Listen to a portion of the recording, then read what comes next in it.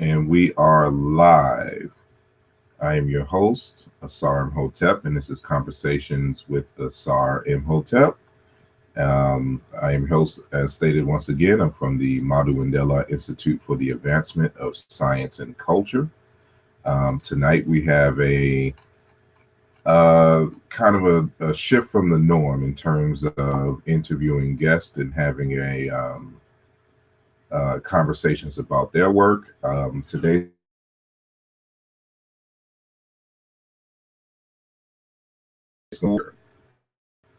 the crisis of African American identity and the BaKala of North America.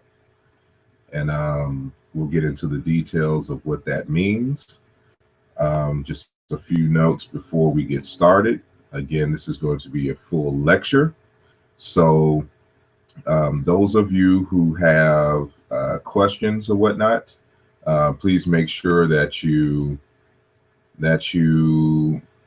type it into the question and answer icon that's going to be at the top of the actual screen if you're viewing from YouTube or from the Google Plus. And at some point in the discussion, I will get to your questions, and we will get started. So I will have to share my screen. We may or may not be joined later on by some panelists, so we should be able to hear them as they come in at their own leisure. But today is generally just me, and I will be discussing this particular topic mentioned earlier. And so some advice, again, and I repeat it throughout, it would be best for you to put your screen, if you're viewing from your desktop, to view the screen on full, or do a full screen. This way that you can see a lot of the text that will be shown, because there will be some tables and things, and certain words will be a little bit smaller than others at certain points of this lecture. And so it will be best if you viewed it from a full screen. And from there, I will get started. And so let me share my screen here. My computer's going to act up a little bit in terms of... Here we go. So I'm going to share my screen. And so I don't have any live voices, with me now. So we'll just get started on this. And so let's go from the beginning. I will give it a few seconds for the program to catch up in terms of the full screen. And so once again, this is going to be a full lecture. It's going to be approximately, 2 hours, 2 or more hours. So we will actually have a break at halfway between this discussion. So you can get up and stretch, and then, come back for the second half of the workshop here. And it would appear that everything is, up and running. And so I will get started now, on the presentation. And so, as stated earlier, the title of this presentation is called Blackness, the Crisis of African American Identity and the BaKala of North America. Today is May 24th, 2015, Sunday. And again, I am your host and lecturer for today, Asar Imhotep, with the Mandela Institute for the Advancement of Science and Culture. As always, we like to discuss things here from an African-centered perspective. And so I like to show this map here, which appears to be upside down, but from the perspective of the indigenous, quote unquote, North Africans who migrated from the Great Lakes regions. This is how they saw the world. And so this just gives us, a good visual of what it means to be African-centered. That means to see, and interpret the world from our own vantage point as agents, of history and not just subjects. And so I like to always give honor and praise to the ancestors in general, but specifically ancestors who have influenced, the development in terms of my character and my scholarship. And so on the top left here, we have the Honorable Marcus Garvey. On the bottom left, we have Dr. Sheikh Anta Diop. On the right, we have Brother Malcolm X. And on the top bottom, we have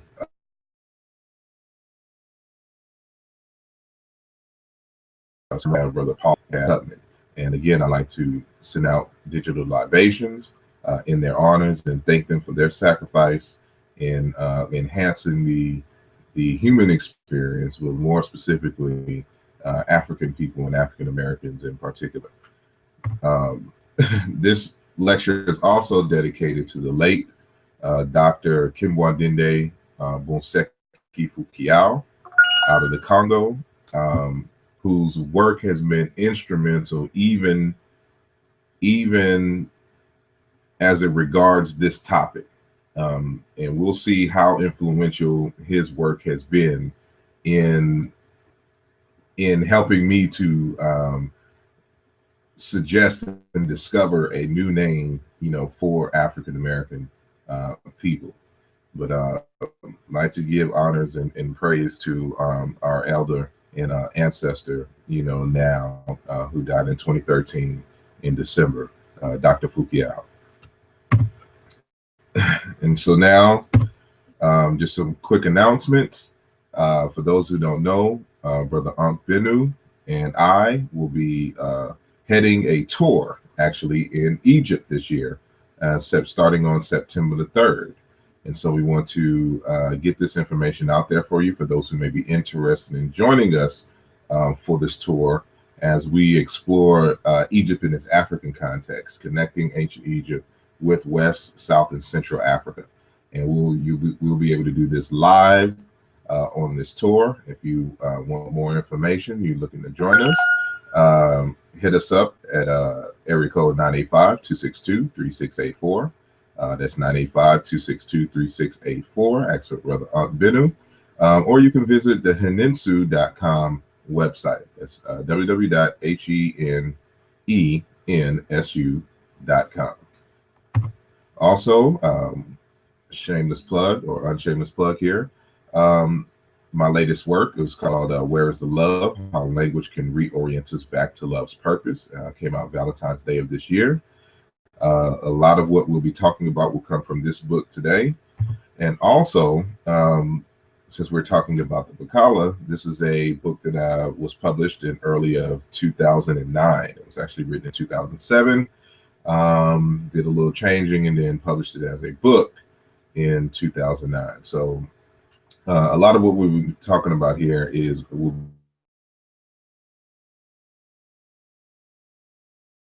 and issues addressed by Living Sons of Vitality in search of a meaningful name for African Americans. And so you can get both of these texts by visiting my website, www.asarimhotep.com. You can get it directly from me, or if you choose, you want to go through Amazon or BarnesandNoble.com, you can actually get my works there as well. And so we're moving on. And so our objectives today, this is for those who did not see the, the abstract for it. I'll just read from the top. As a result of the transatlantic slave Holocaust, the identity of Africans stolen from the mother continent has been stripped away from them and has had far-reaching consequences that still affect the descendants of these enslaved Africans unto this very day. These African descendants have since gone through an array of labels that seem to evolve with each new generation: African, colored, Negroes, blacks, African Americans, etc. As a result of the identity crisis due to slavery, other communities have sought to fill in the gaps with claims of long-lost identities based on the Abrahamic faith. For example, the lost-found Tribe of Shabbaz, Moors, Hebrew Israelite, Arabs, etc. But where is the agency among these stolen descendants of Africans?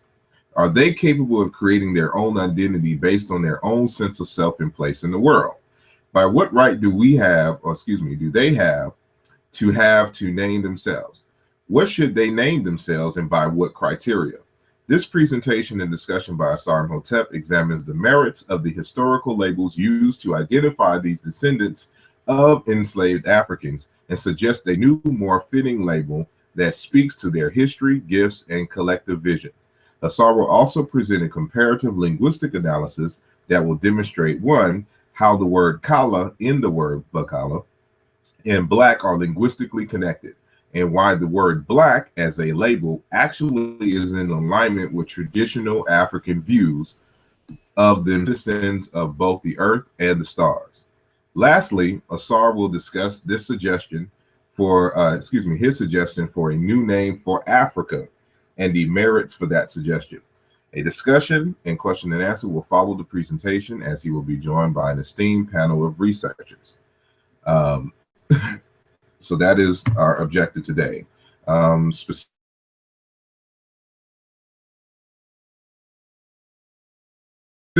African to provide a full etymological analysis on the word black and Negro and their possible applications. So again, this is a full lecture. It's going to be quite lengthy and very linguistic intensive. So I will try to keep it as simple as possible so that the layman can follow along in assessing the word black and Negro. Also, to address whether we are quote unquote black or more.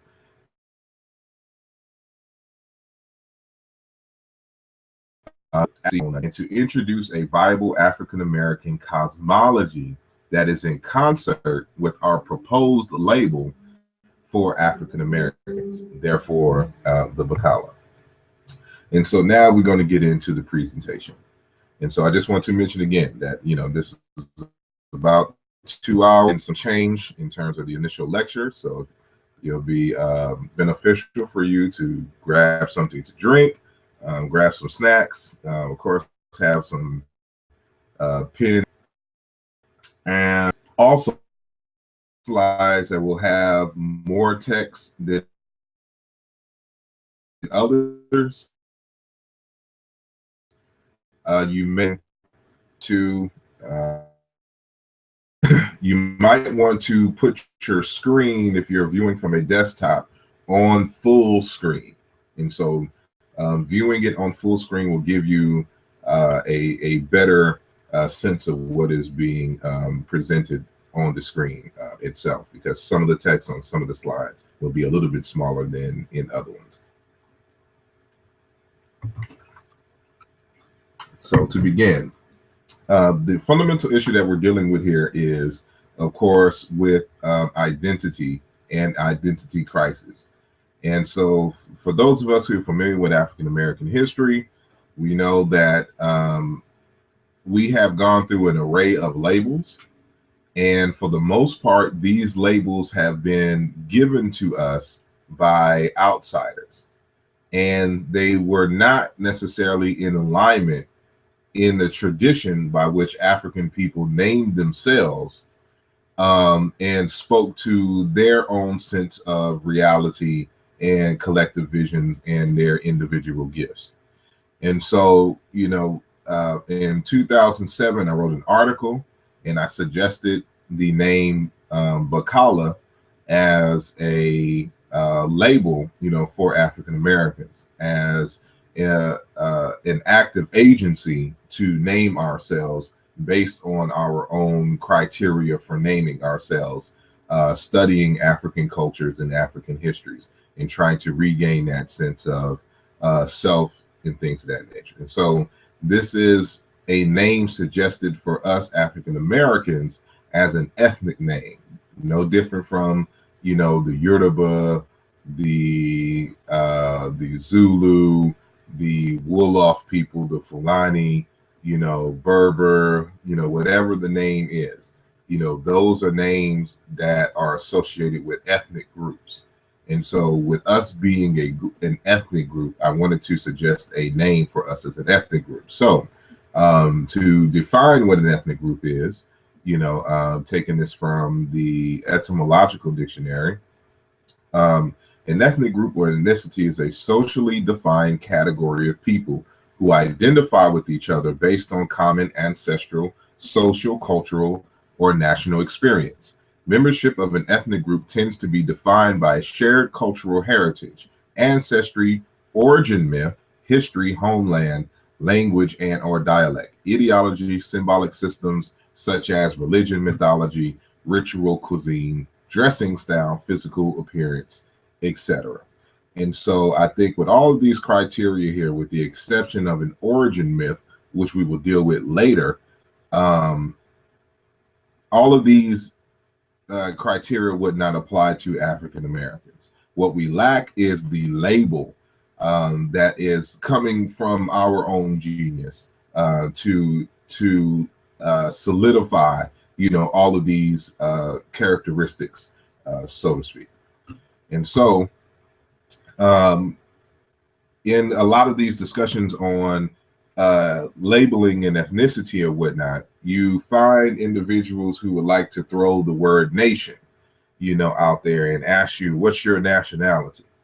I'm an individual who, of course, studies language systematically, and we call that linguistics. And so for me, etymology and being able to trace, words and their meanings and even their shifts over time is very important for understanding the human psyche and, just ancient cultures or present cultures in general.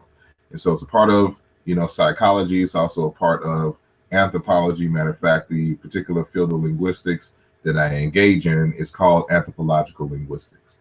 And so as part of this process, and try to reconstruct cultures, we like to trace the meanings, of names and see how they're applied in actual living systems. And so from the etymological dictionary online, it says that the word nation, from Old French nation, birth, rank, descendants, relatives, country or homeland, and directly from Latin nationum, nominative of natio, birth, origin, breed, stock, kind, species, race of a people, a tribe. And this word tribe is very important because it's used synonymously with ethnic group. And so, when I propose, this label is because, we represent a tribe, we represent an ethnic group, we represent a nation, literally that which has been born, from natus, past participle of nasci, to be born. Political sense has gradually predominated, but earliest English examples incline toward the racial meaning large group of people with common ancestry. And so this sense of common ancestry is going to be important in terms of nation. What is in terms of African Americans, what is our common ancestry? And so the older sense preserved in an application of North American Indians, nations building first attested 1907. And so this is here for your edification. And also, some of these slides I may go through a little bit more quickly, and I have to because of time, but remember that this is being recorded. And so if you would like to review this over again, I put all more details in what I'll be speaking of so that you will have time to just pause it and view it in, at your own pace. And then you can review this thing at your own pace, when it's all said and done. And so when we're talking about that common origin, we got to understand the enslavement period. And so from the early 1400s, the specific date 1444, as it regards the transatlantic slave trade, African Americans for the most part have come from approximately 46 or more ethnic groups coming out of Africa. And so this map here is the primary areas where you saw African Americans come from. And so we came from places like Senegal, the Gambia or the Senegambia, West Africa, Liberia, Ivory Coast, Ghana, Togo, Benin, Nigeria, Cameroon, Gabon, the Congo Republic, Angola, and also over here in Mozambique and Madagascar.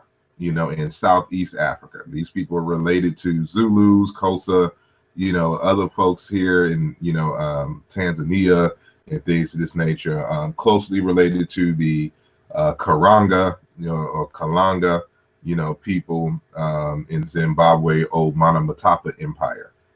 This is the eastern edge of the Monomotapa Empire, which is now called Mozambique.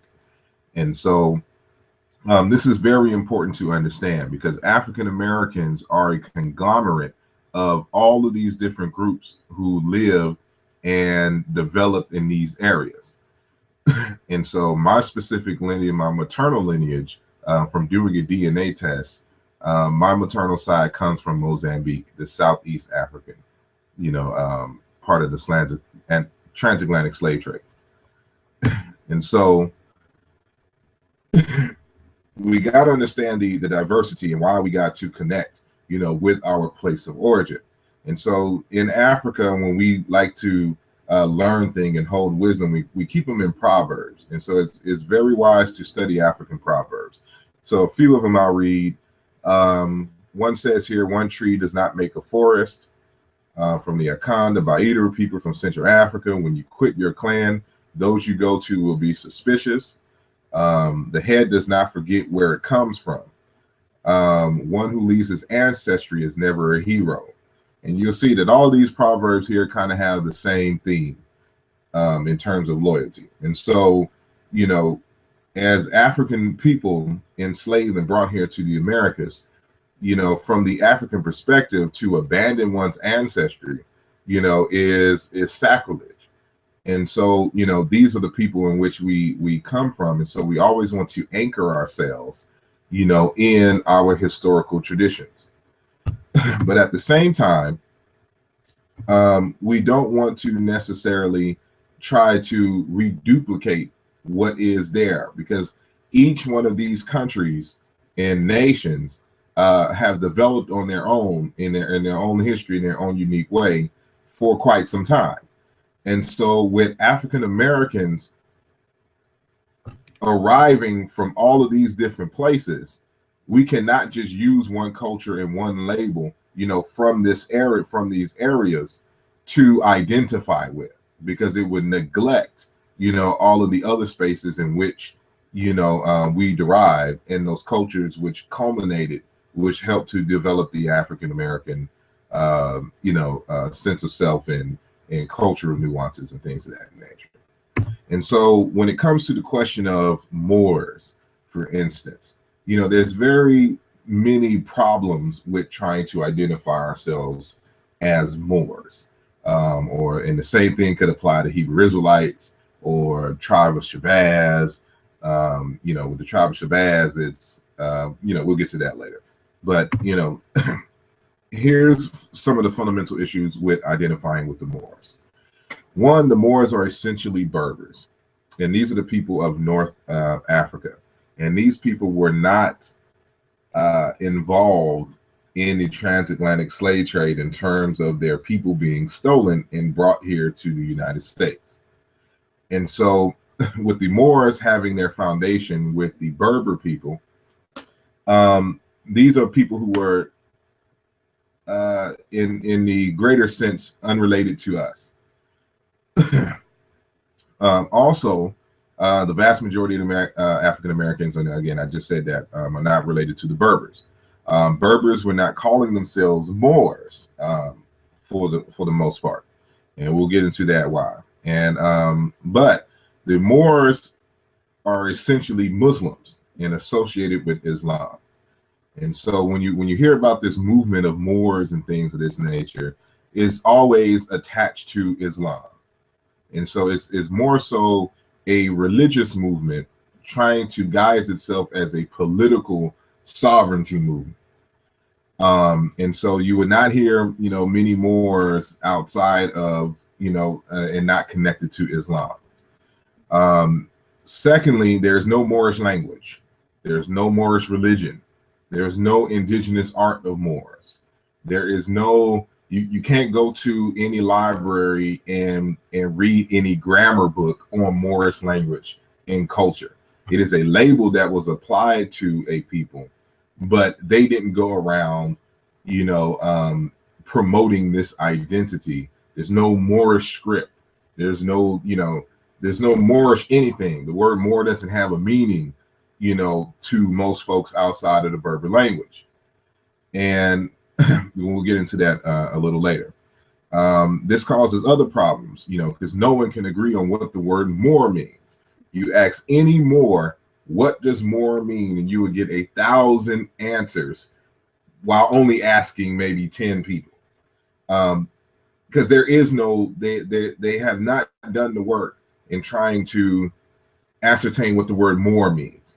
And so they're trying to throw this label on us and trying to force us and try to argue that we are Moors, but they can't even tell you what the word Moor means. And that's because the word Moor is not attached to a Moorish people in a Moorish language, because you can't show us a Moorish book with a bunch of Moorish words. You can't give us a Moorish grammar. You can't give us what language family the Moors belong to, because all of this is essentially an Islamic movement. Everything that is associated with the Moors is associated with Arabs, and Islam is Semitic languages, but this concept of Moor, it doesn't exist in real life. And it doesn't matter who you talk to, they will always give you the runaround on what this word Moor means.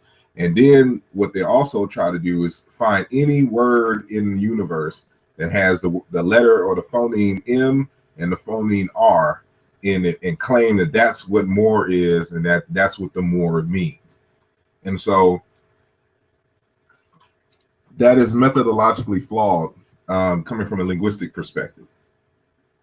And because you can't identify what the Moorish language is, you can't identify what the word Moor means. Because Moor has no essential meaning, it cannot speak to our history, gifts, and ancestral vision.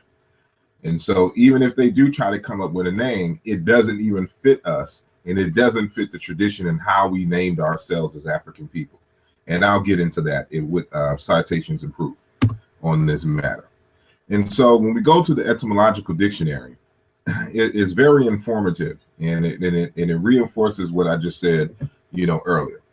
One, the word Moor, North African Berber, late 14th century, from Old French, more, from medieval Latin mortus, from Latin morus, inhabitant of Mauritania, Northwest Africa, a region now corresponding to northern Algeria and Morocco. From Greek Maoros, perhaps a native name, or else cognate with Maoros, black, but this adjective only appears in late Greek and may as well be from the people's name as the reverse.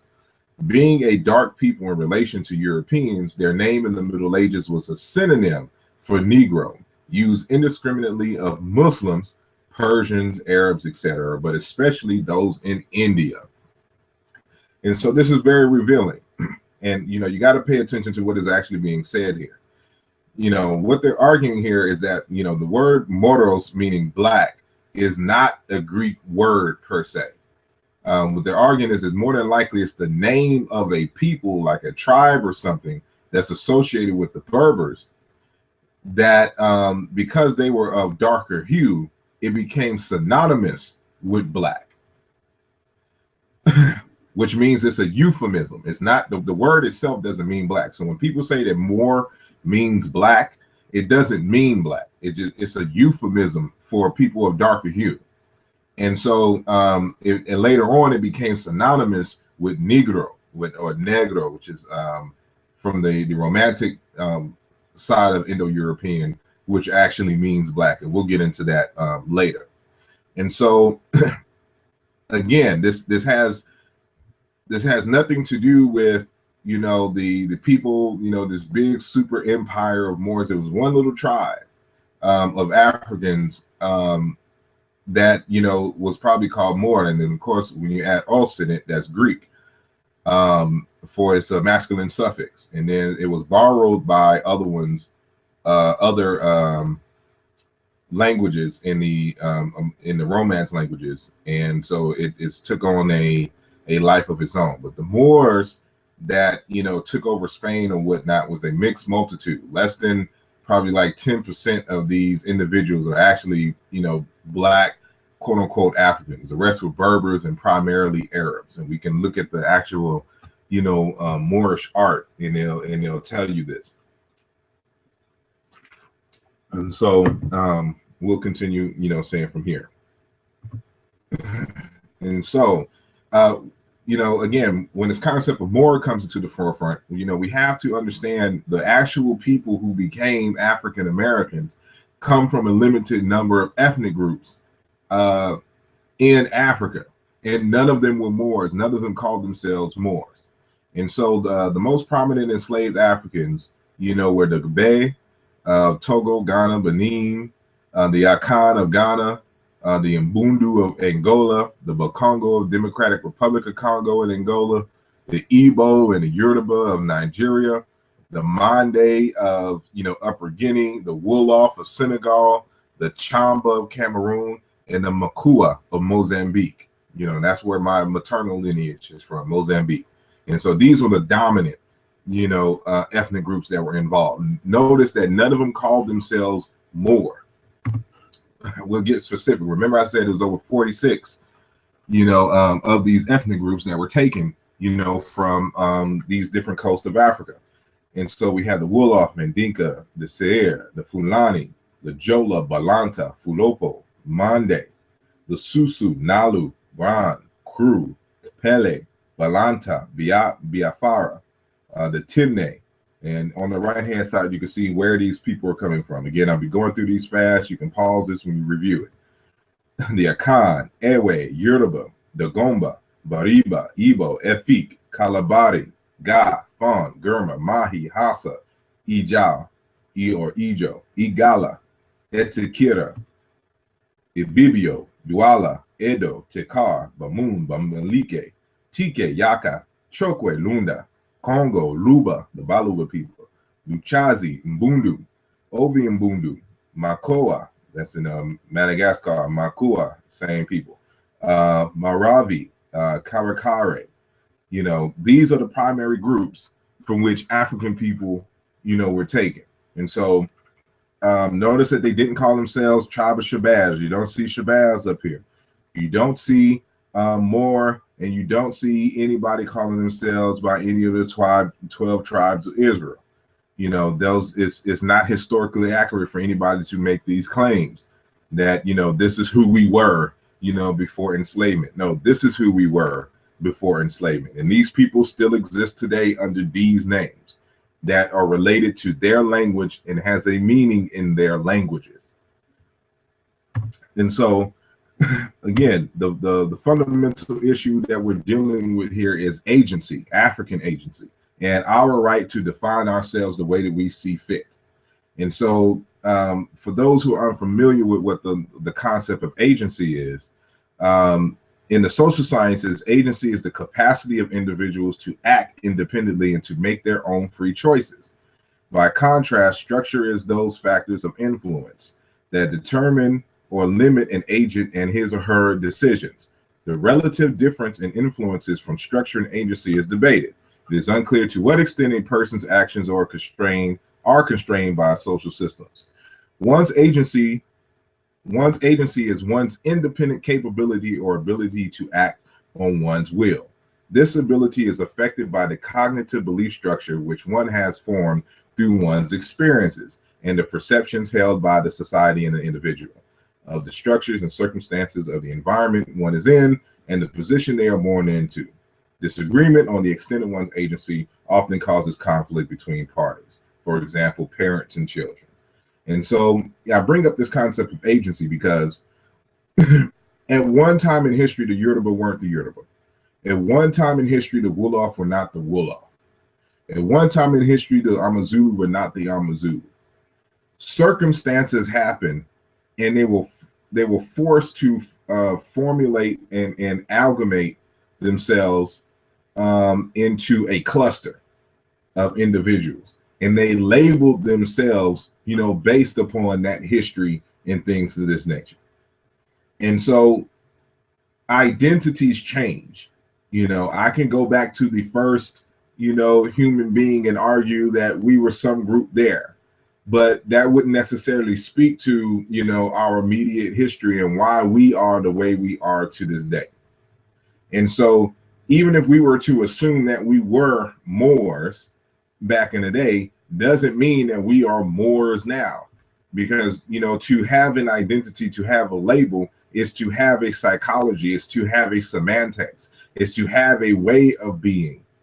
And none of these terms, you know, speak to African Americans in terms of, you know, what their individual or our individual, you know, personality really is.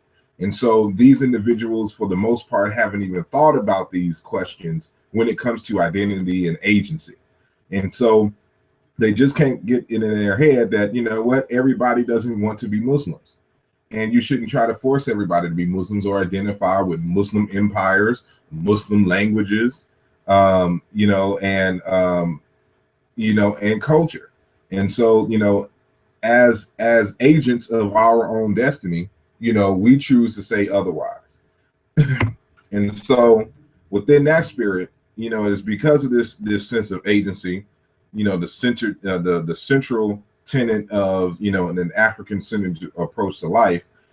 And in 2013, I wrote a book called Aluja. And the meaning of that word Aluja means to make, provide, or to retrace one step, refer to a place of origin, or to restore. This is a modern Chiluba Bantu way of saying a word that you even find in the ancient Egyptian hieroglyphs called Saruj. That S in the word Saruj, as we can see here in the bottom, is a prefix. It is the causative prefix. The root is Rouge. It means to make secure, to set right or wrong, provide, fulfill a contract, to restore, repair, to make new again, to make grow, to flourish.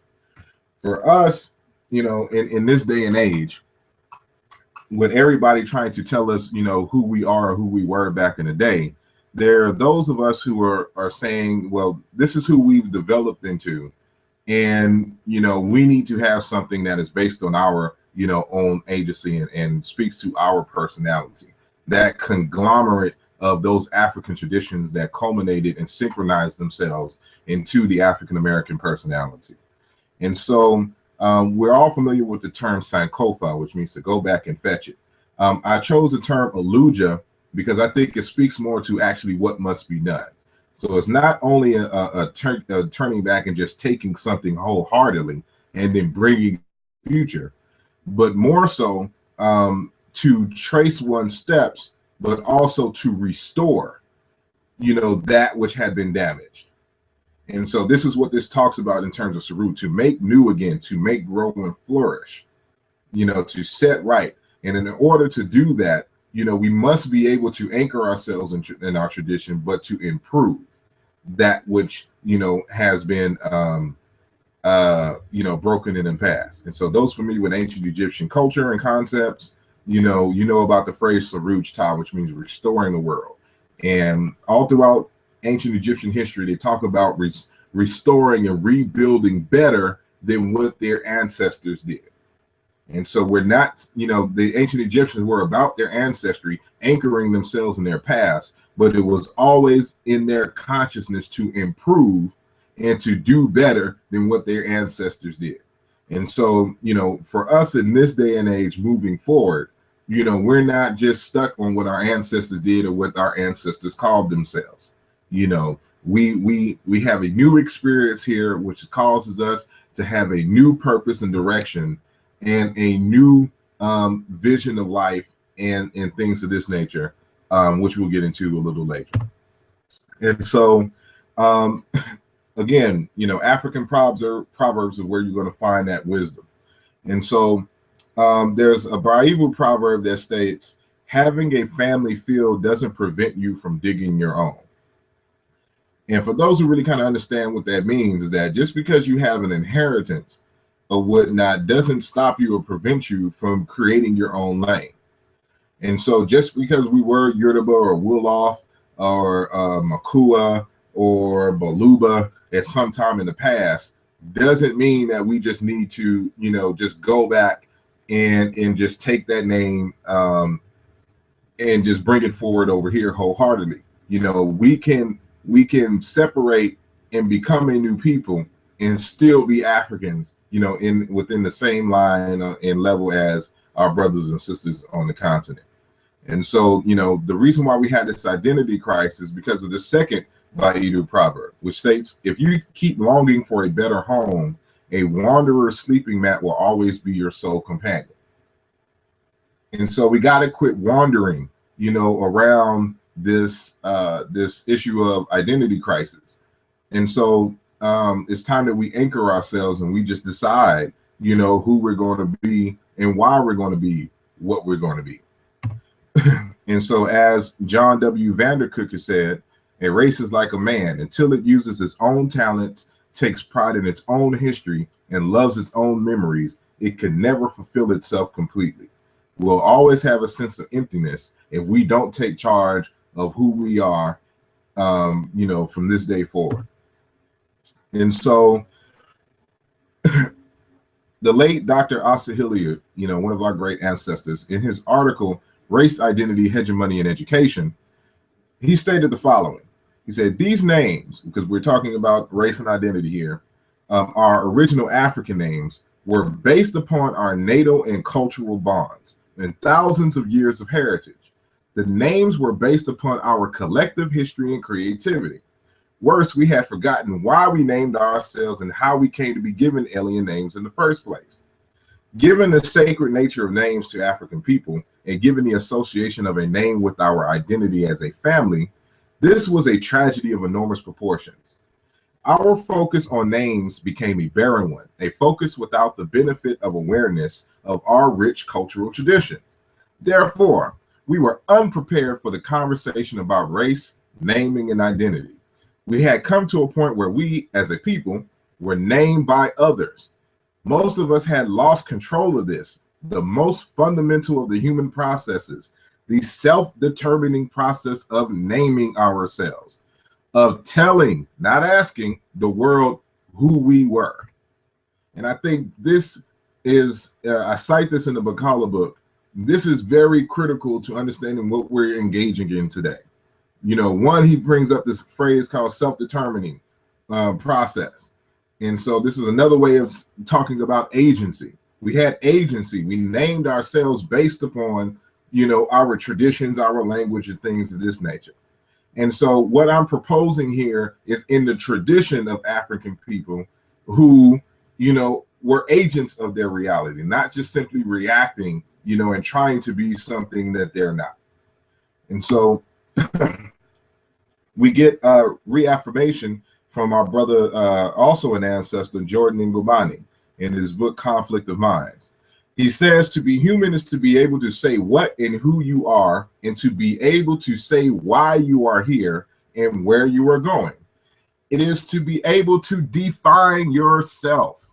Ancient Zulu philosophers taught that the person was unique in that he defined himself and that he knew the worth of the value that he was.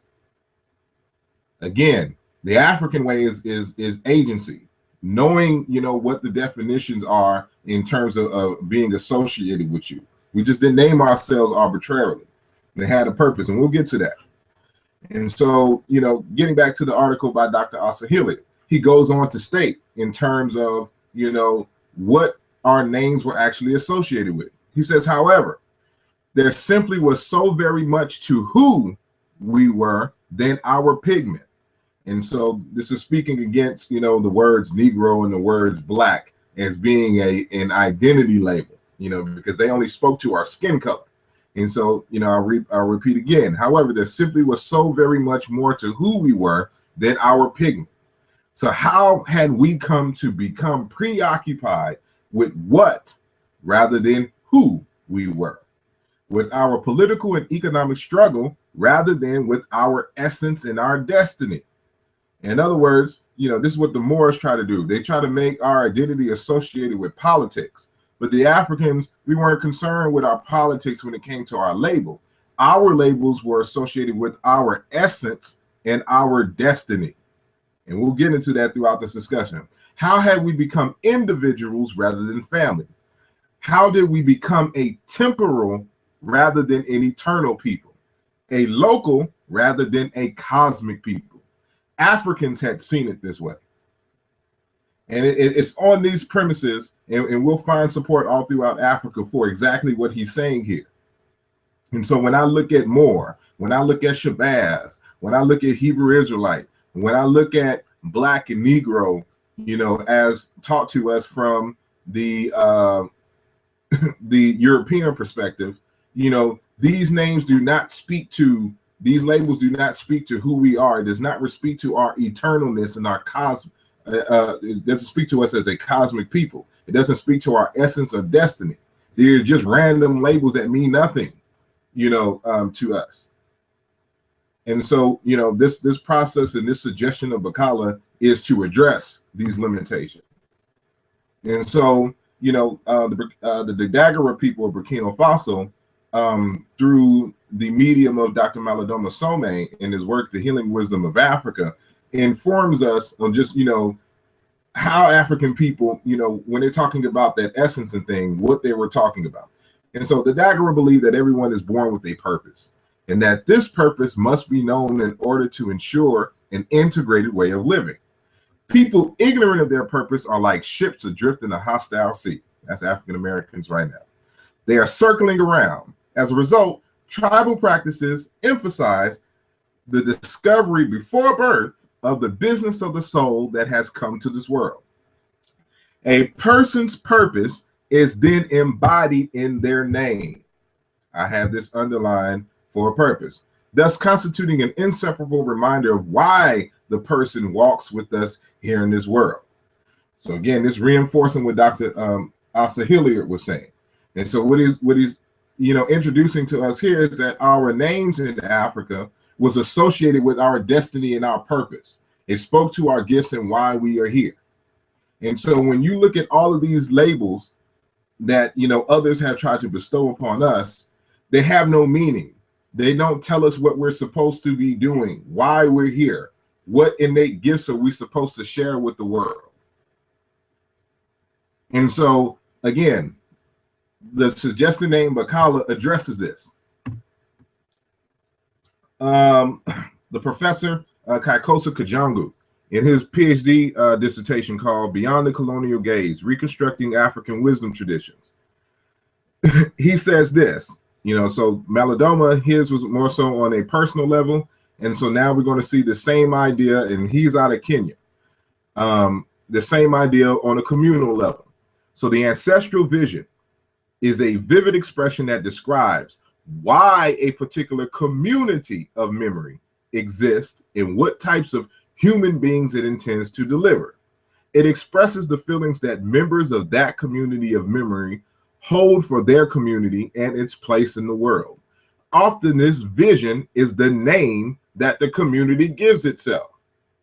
So when the community labels itself, remember the discussion from Asa Hilliard, it spoke to their destiny, them as a cosmic people. So what does the word Moor, what does Shabbaz, what does the Hebrew Israelite, you know, or the word Hebrew, how does that speak to our collective vision? You know, when African people name themselves, they just don't name themselves arbitrarily. And so this is on a communal level. So our communal names have meaning.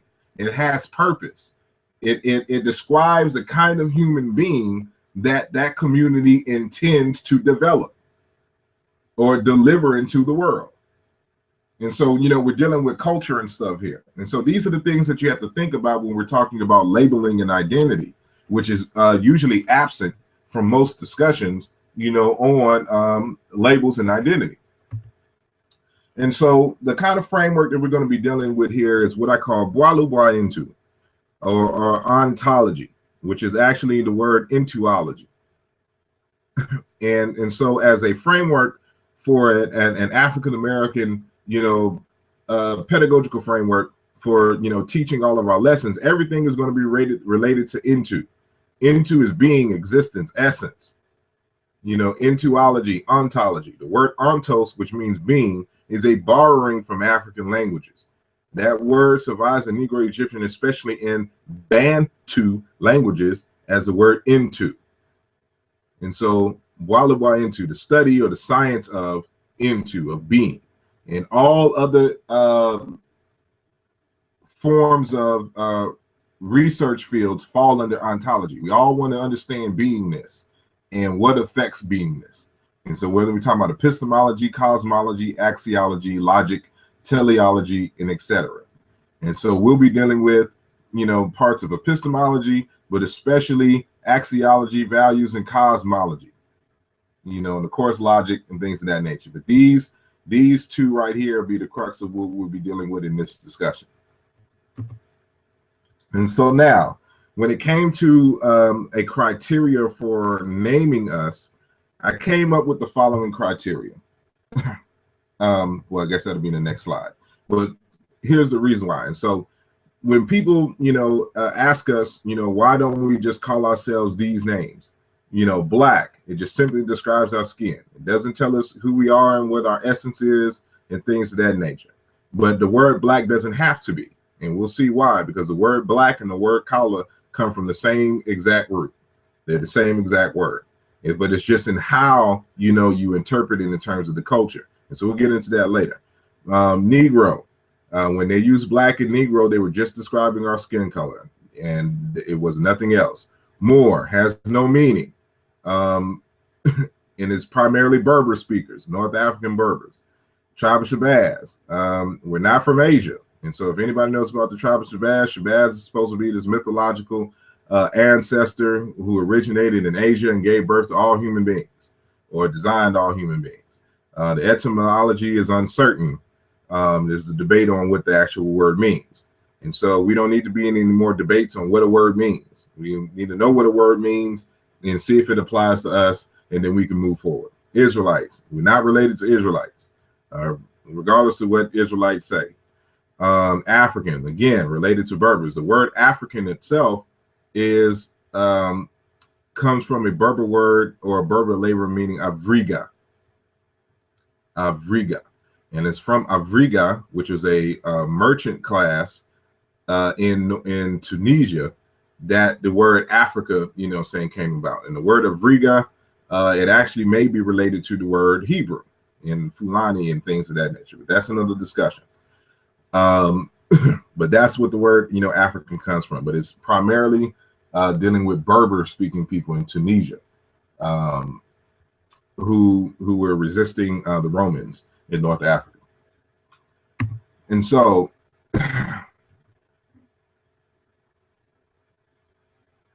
I will cite again from Dr. Kakoso Kajangu, who says something that is very critical, you know, when trying to understand exactly what we're doing here. In his book, Wisdom Poetry, and came out in 2006, he says, the second fundamental principle about traveling on the superhighway of wisdom is speaking in one's own name. Now, we got to understand the context here. Dr. Kakoso Kajangu, you know, he has written and spoke about different African indigenous religious traditions. He knows about them because he's traveled and been initiated in several of them. And so what he talks about in this particular text is that this underground superhighway of wisdom in which initiates travel across Africa, initiating and learning from other traditions. And so what he's talking about in his personal travels, that, you know, the elders fundamentally told him that to speak in one's own name. And he gets deeper into this in the next part of the paragraph. So every sage that I have so far encountered on my journey to wisdom has told me, as he or she was told by their mentors, speak in your name, never in mine. What does that mean?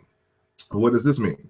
Sages will tell you to nourish your mind with teachings that have been enriched by countless generations of sages, but they insist that you must remain truthful to the voice that brought you into life, or the voice of your destiny. Notice this word destiny keeps coming up here.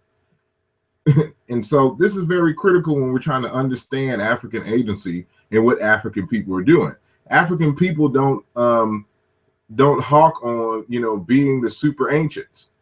You know, they develop something for themselves. They can take wisdom from other places and adapt it to their own means. And so that's what this particular proverb is essentially saying: speak in your own name, never in mine. And so, you know, you take what you need and then you develop your own. And so this is a fundamental African principle here, that is shared all across Africa, as witnessed by Dr. Kajangu himself. And so just because the Yoruba or the Yoruba, and we used to, you know, some of us used to go by the name Yoruba, don't mean that we need to call ourselves Yoruba people or Igbo people or Wolof people. We speak in our own name. We're a new people now. We have a new certain circumstances that have forced us to become a people. And so we need a name and a label that reflects that.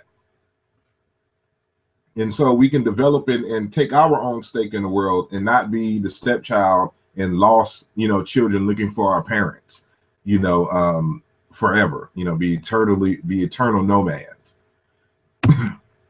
And so the criteria that I use, you know, for finding a name for African Americans are the following. The name that, you know, we choose, it must be able to speak to the many rooms which make up our mansion. And so, you know, the many rooms that make up our mansion, meaning that, you know, African Americans, you know, have ancestry in dozens of houses of Africa. You know, again, Senegal, Ghana, Benin, Togo, Madagascar, Mozambique, etc. And so the name, you know, must be, you know, related and applicable to all the languages that exist in those areas. And to speak in terms of the diversity of the African American personality. And so it must speak to the history of African Americans sojourning in the United States. It must be anchored in several African languages, as I mentioned before, you know, because the idea is Pan-Africanism here. Must have a philosophical texture in which to build a cosmology. Remember that, you know, cosmology was central to the identity. We'll get deeper into that a little later. Must speak to our gifts and the names we already have used to identify ourselves here in the United States. So I'm not abandoning the nature of the names that we've already used here in the United States. The name, it should also be in sync with that, you know, because we've built an identity, you know, off of Blackness, and we've given it a philosophical texture. And so we don't necessarily want to abandon that, because that comes from the genius of African American people. And so as we see, the word BaKala reflects that, you know, especially when we talk about, you know, James Brown, I'm Black and I'm Proud. That's a pivotal work from one of our genius musicians.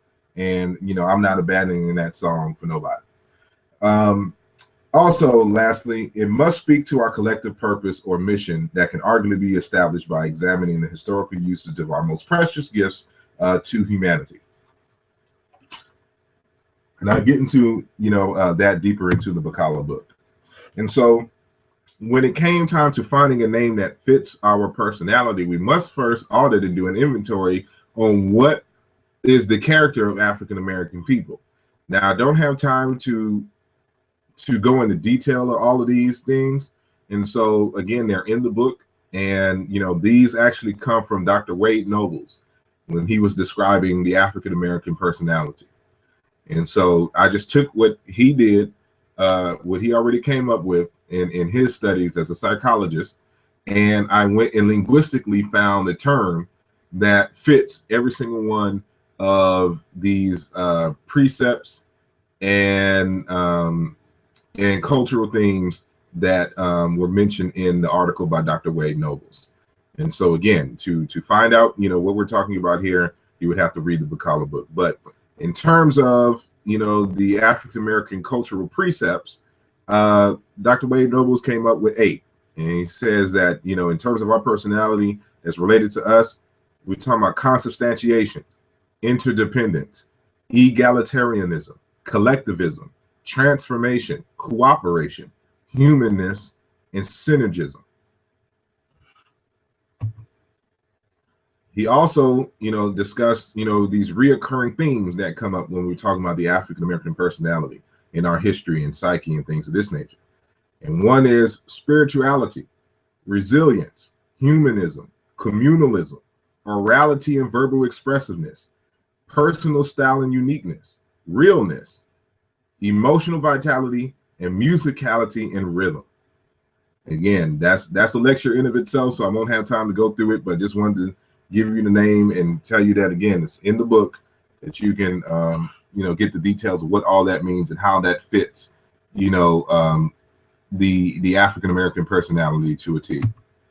And so I want to get into this word Negro here. And I want to get into the word Negro and Black specifically, because I hear a lot that these are not even African words. They don't apply to us at all. And that is incorrect. These are one African words, and they apply to us in various different ways. And so there's different levels to one's identity. And so, there's a part of us where it's descriptive. And so, the concept of Black and Negro itself is dealing with a range of colors that are on the darkest part of the color spectrum. And so to define Negro and where this is from, the etymological dictionary informs us of, a member of a black-skinned race of Africans. From Spanish or Portuguese, Negro or Negro, black. From Latin, Negrum, nominative, niger, black, dark, sable, dusky, figuratively gloomy, unlucky, bad, wicked. Of course, it's not necessarily racist in this term, but they use it in racist ways in terms of the Indo-European speakers. Of unknown origin, perhaps from Proto-Indo-European nekwut, meaning night, see Watkins. As an adjective from the 1590s, use with the capital N became in general use in the early 20th century, yada, yada, yada. Won't read the rest here. But it's suggested that the word Negro is possibly coming from the word nekwut, meaning night and black. And this is that PIE means Proto-Indo-European. So in linguists, historical comparative linguists reconstruct languages. So this is what the word night is reconstructed to. So when you say the word night, the Proto-Indo-European speakers used to say something close to nekwut.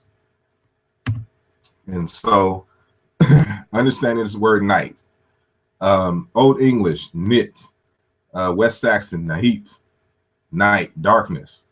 The vowel indicating that the modern word derives from an oblique cases, linguistic talk. Proto-Germanic, nachit, cognate, and these are the words, Proto-Indo-European, nukit. We saw that in the previous slide. Night, cognates with Greek, nukis, at night, nox, at night, yada, yada, yada. According to Watkins, probably from a verbal root neg, meaning to be dark, to be night. This is where these words here. So this NK and NG, K is the voiceless of G, and G is the voice version of K. They're both velar sounds pronounced in the same way, pronounced in the same location.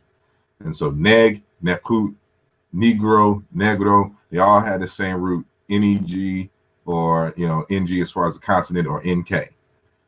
This is going to be very important. And so now, part of demonstrating that this is an African word, that word is really, the root is really K itself. And so we have all these different variations here in Middle Egyptian, for example. And so we have Iki, to darken, of stars, Ikuku, twilight, Weku, to be dark, Wek, darkness, night, Weshar, darkness of night. And this sh sound is a variant, an allophone of this k sound. And so these two interchange. So this was wicker. This is actually, where you can actually see Niger or Negro from, because this W interchanges with this N. And these are prefixes of agent. And these are agent prefixes. And then this is an animate term. And so NN, darkness, sink, or sink, to be dark. And this is a prefix here, and this is the same NK that you see in the Indo-European, the dark one, the sun god in another word. Sekim, to be darkened, from the root kim, which means black. Kuku, darkness. Kiki, to be dark. This is a reduplication of this root. They all have in common these velar sounds. K, K, K, K. This is a variant, but the K, K, K, K, even though they're different types of, and this is Ihi. I should have said that, Ihi. But this is a variant. It's an H-type sound that came from this KH sound here. But what I want to deal with here is here, because even though this says N, it's not really NN. It's really Nke or Ng, that neg that you saw in Indo-European. And how can we prove this? And so this will be a good opportunity if you don't have your screen in full screen, so that you can see it. I won't go through all of this, but I'll make sure that I'm kind of rambling, so it could be up for a while, so you can pause it and look at it when you look at the screen again. But that's what this value is here. This is from Mboli's work, The Origin of African Languages. I added this column here for the Chiluba to reinforce what Mboli was talking about here.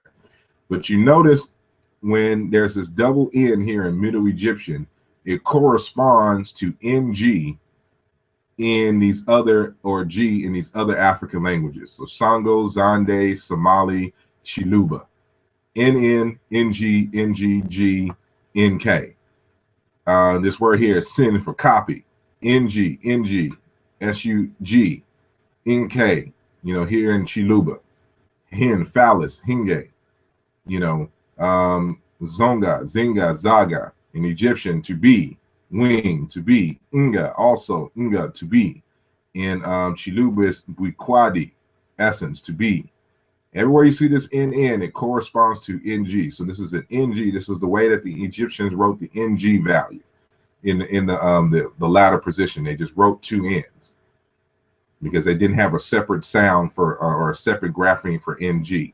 So when we go back here and we see this word for darkness is really ng, which we see here as far as neg, to be dark. And we see it, in these different variations. And so a few variants in Africa in terms of the reflexes of Proto-Indo-European neg, we see in Igbo as eke, which is a word for python, which actually comes from ke, which means to shine and glitter. In Hebrew, nig, Yoruba, ke, ko, all meaning to shine and glitter. All of these words come from the same root, and we'll deal with that, in a little bit, because the word ultimately comes from a word for fire, and so fire has two semantic derivative meanings that go into their own different directions. So you have fire, burn, darkness, burnt, dark, black. That's one variation. Then you have fire, burn, light, white, and then shine, glitter, and all of these different things, all from the same root. And so when we look up the word black, we'll see this example later.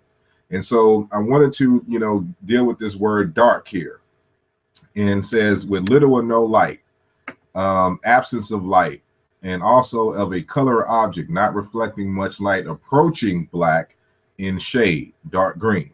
So when we look at the words for Negro and we look into the word for black, it's not just pitch black as terms of the definition. It's just dark. It's a range. It's the colors that approach the most blackest of black. And so when people, especially of the Moorish tradition, tries to argue that we're not black, they're not accurate in their assessment, because black doesn't just mean pitch black and midnight in the way we understand it. It's a range of colors, including dark brown, which they try to argue that that's our particular color. And so, we have to be precise when we're doing this type of work. And a lot of them are on the lazy side, when it comes to this. So let's deal with this word black. Why are we able to, deal with Indo-European and African languages? I did a whole lecture, before on this, so I won't go to too many details. You can see, many of my old lectures on this. And not only that, I have interviews with these next two authors. And so G.J.K. Campbell Dunn, who wrote a book, Comparative Linguistics, Indo-European and Niger-Congo, demonstrates that the Indo-European languages come out of African languages. He argues specifically Niger-Congo. Now, I had him, you can look him up, G.J. Campbell Dunn on YouTube, and you will see my interview with him. Also, you have Brother Jean-Claude Mboli. I spoke about the book earlier. This is The Origin of African Languages, or Origin des Languages, or des Langues Africaines. It's a book written in French. You have to be able to read French to read this. But in here, he deals with Indo-European languages as well. And so I also, add to this discussion in my book, Where is the Love? How Language Can Reorient Us Back into Love's Purpose. And so you'll see some other citations in there besides these two, which help to demonstrate that Indo-European languages, come out of African languages. This is why we are able to properly define these words that are obscure in Indo-European, because they come out of African languages and these are African words.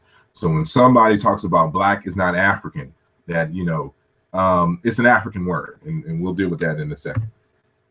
And so Mboli reconstructs the language family created by or discovered by Dr. Theophilo Wabinga in his 1993 work on the origins of African languages. Again, and this Negro Egyptian is broken off into three primary branches: Kweki, Kikwe, Kikuki, and then two dialects from there, Bede, Beher. This branch 3 here, the Kikuki, is ultimately what becomes Indo-European and the Semitic languages, but then they are influenced by these Kweki and Kikwe languages, or Bede and Beher languages, spoken of earlier. And so again, I won't go into too many details because we have whole lectures on this. And matter of fact, we have Jean-Claude Mboli himself, who's done a lecture, a workshop on my channel. It's 5 hours, just on the details of all of this. And so if you want to watch that, you're free to do so. And so again, just going and showing how, human beings left Africa 50,000 years ago, through what is now called the Middle East into India, and then they settled here for a while, and then these Indians, left out of India into, what we're now calling Europe and the Middle East. And so these folks here that people are claiming are, Moors and Arabs and all this other kind of stuff are really just Indians who back migrated, into these areas. Negro Egyptian speakers came out and left through this area and met up with these, light-skinned Indians or whatnot, and these light-skinned Indians up here who eventually became super pale and white, and developed these languages and things of that nature. So you'll get the details in the Where is the Love book with the linguistic proofs and things of that. So I won't go into that.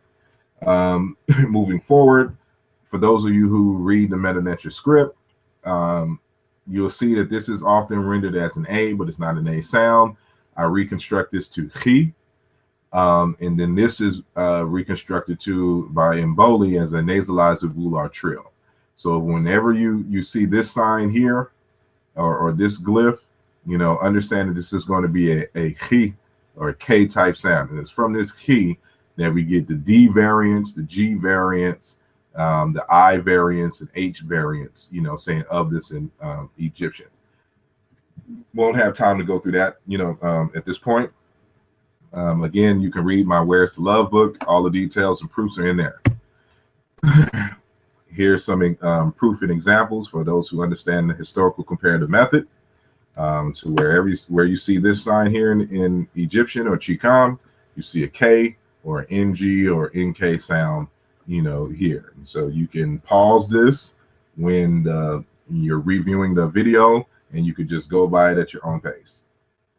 Same thing here. This is a K, this is an RL sound. And when we're doing our comparisons with Bantu, you'll see why this is going to be important, especially when we're talking about the word black. Now, the reason why we're even doing this lecture here is because I posted this grapheme that I made up, showing that the word black is one African, and that there are certain African people that call themselves black. Excuse me if you hear any drinking sounds. I have to take squigs of water, periodically. Oh, and for the record, we'll be taking a break soon. And so if you have any questions, there's a live Q&A button at the top of the of your screen. So if you have a question, just type it there. So when I take the break, you'll be able to, just type it out. I'll answer some of the questions, while you stretch or get something to drink or whatever. And so again, But anyway, so this is the image that I created. And so I have here the word black, coming from a Proto-Indo-European root bel, which means bright and white. In Shikam or ancient Egyptian, you will see this word here. Remember, this is an RL sound. And so this is actually a soft type K or H. And so bright and light is belech. Go to a different variation. It's more of a rounded Q or K sound. So now it's blechu, oily, bright, white, bedazzled. Kiwi belek, the bright protected one, the reigning king. And so the king was called black. And this is what this is black, black. And so from the online etymological dictionary, black, dark. Remember this word dark again. And so it's not necessarily pitch black. It's dark. Any dark color can be considered black. Bleg, to burn, gleam, shine, flash. Bel, to shine, flash, burn. In Chiluba Bantu, we have this word still in that language. This is the inverse of the syllables. Laba, shine, glow, sparkle. Bala, shining, glow. Balakana, the shine, to shine, shining very bright luster, to radiate, be radiant. Babula, burn, scorch, partial reduplication, saying here. And so this is, the variation of this word black. And so we'll get deeper into, this. So this is just an image.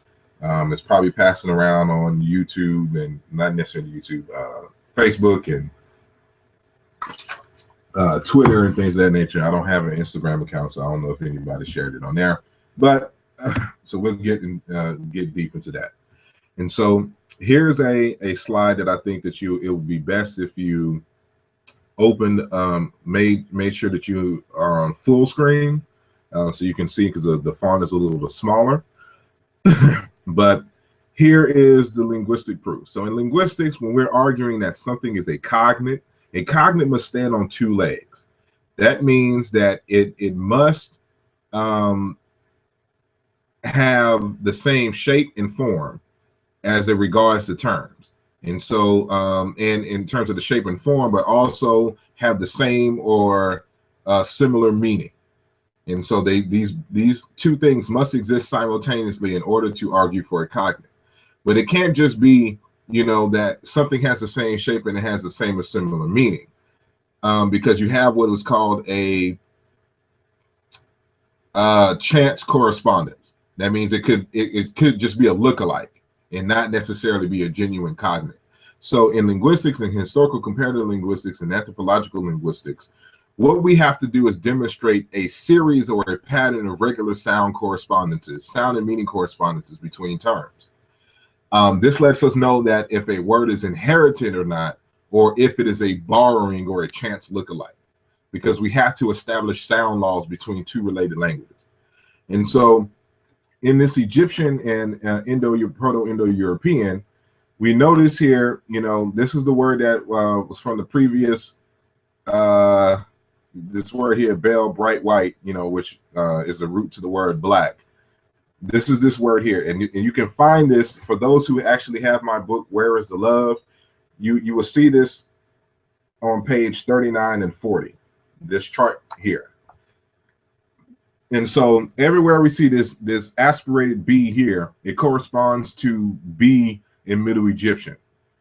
Everywhere we see this L, it corresponds to this nasalized uvular trill or R here.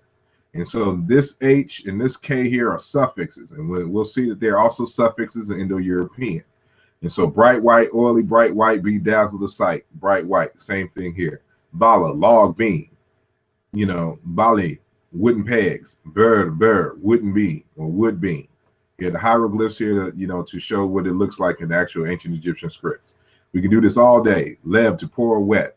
It's the inverse here, Indo-European, but in Middle Egyptian, it's in the correct order. Better, moist, damp.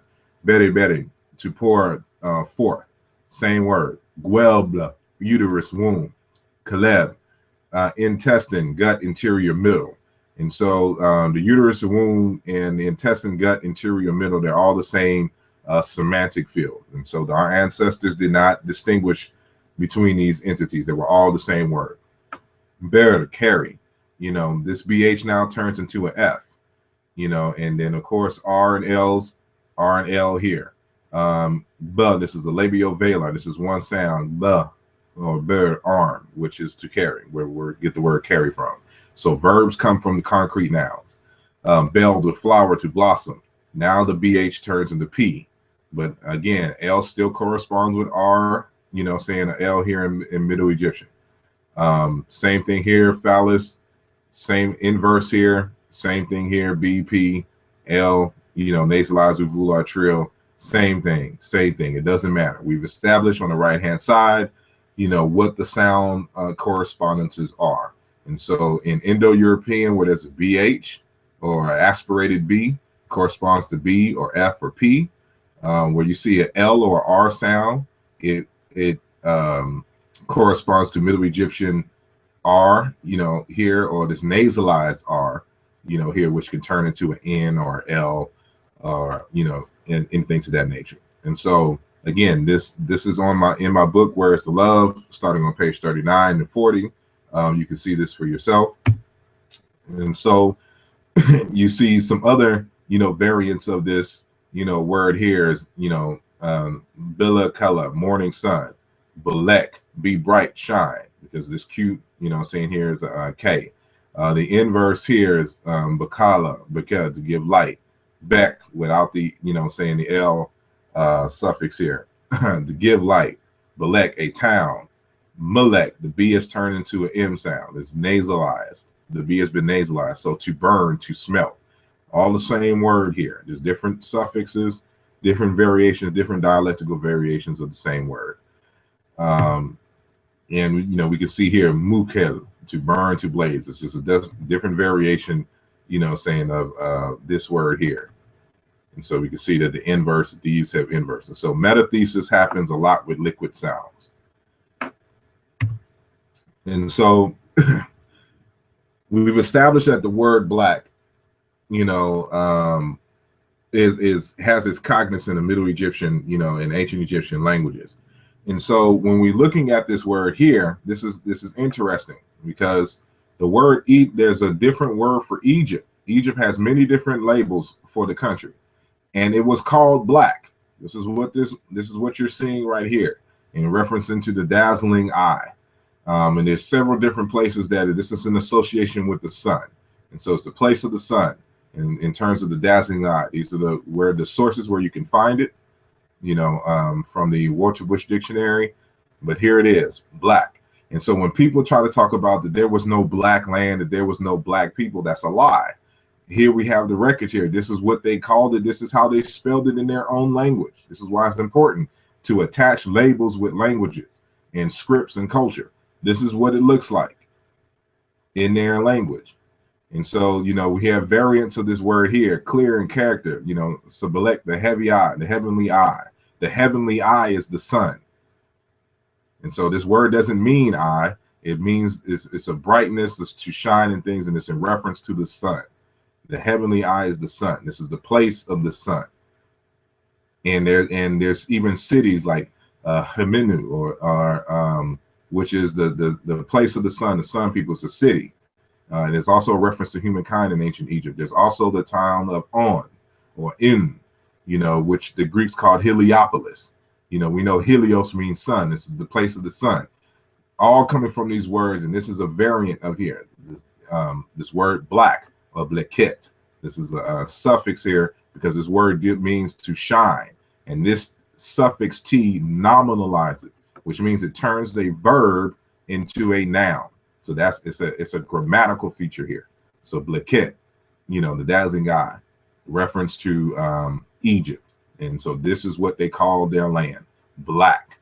And so anybody arguing that you cannot find a black land in Egypt, tell them they're full of, you know, horse manure. They didn't do their homework.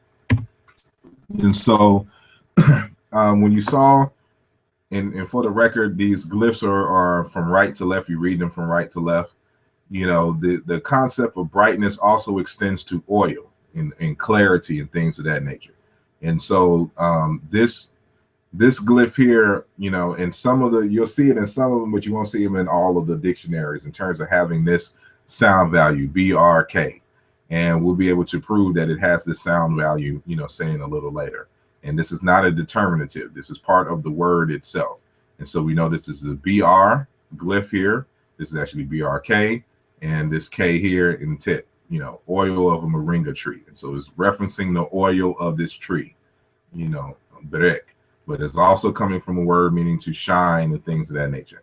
Same thing with this is a variant of this word. And so when you talk about the dazzling eye, dazzling oil and all that, that's what this spelling here is. Because I have to put this here for those who actually read Meta Nature.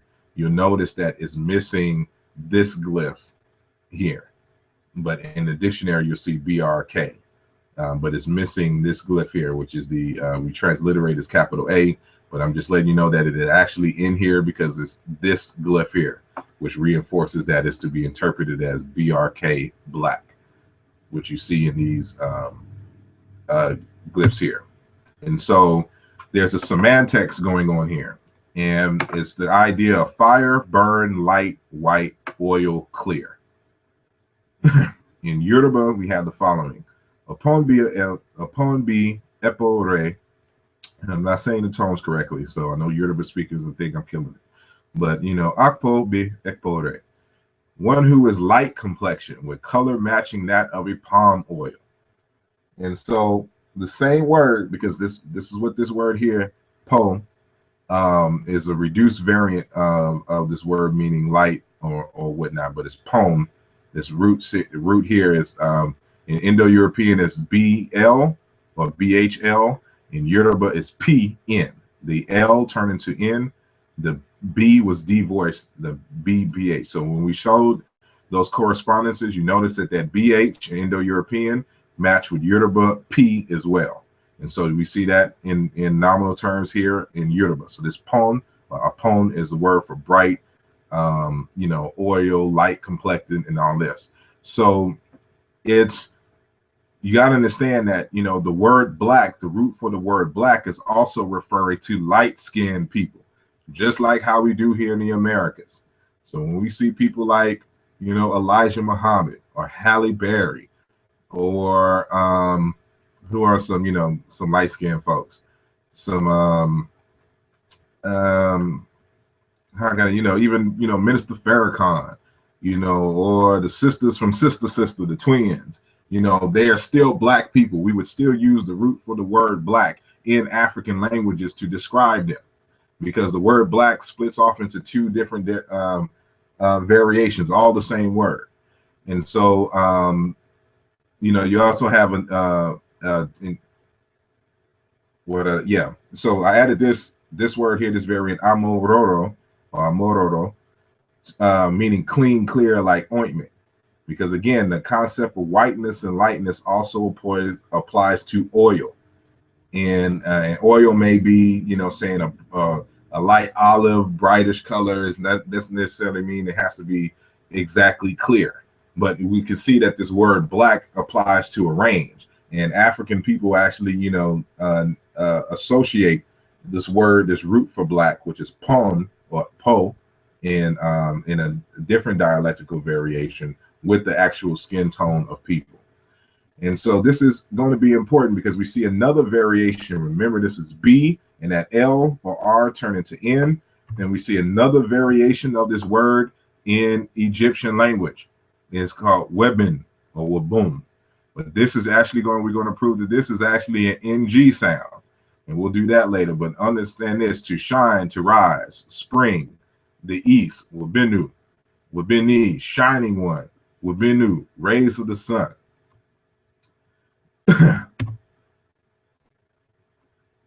As we can see here in Proto-Bantu, where there's a B here. And so Proto-Bantu B, Chicam or Egyptian, Middle Egyptian B.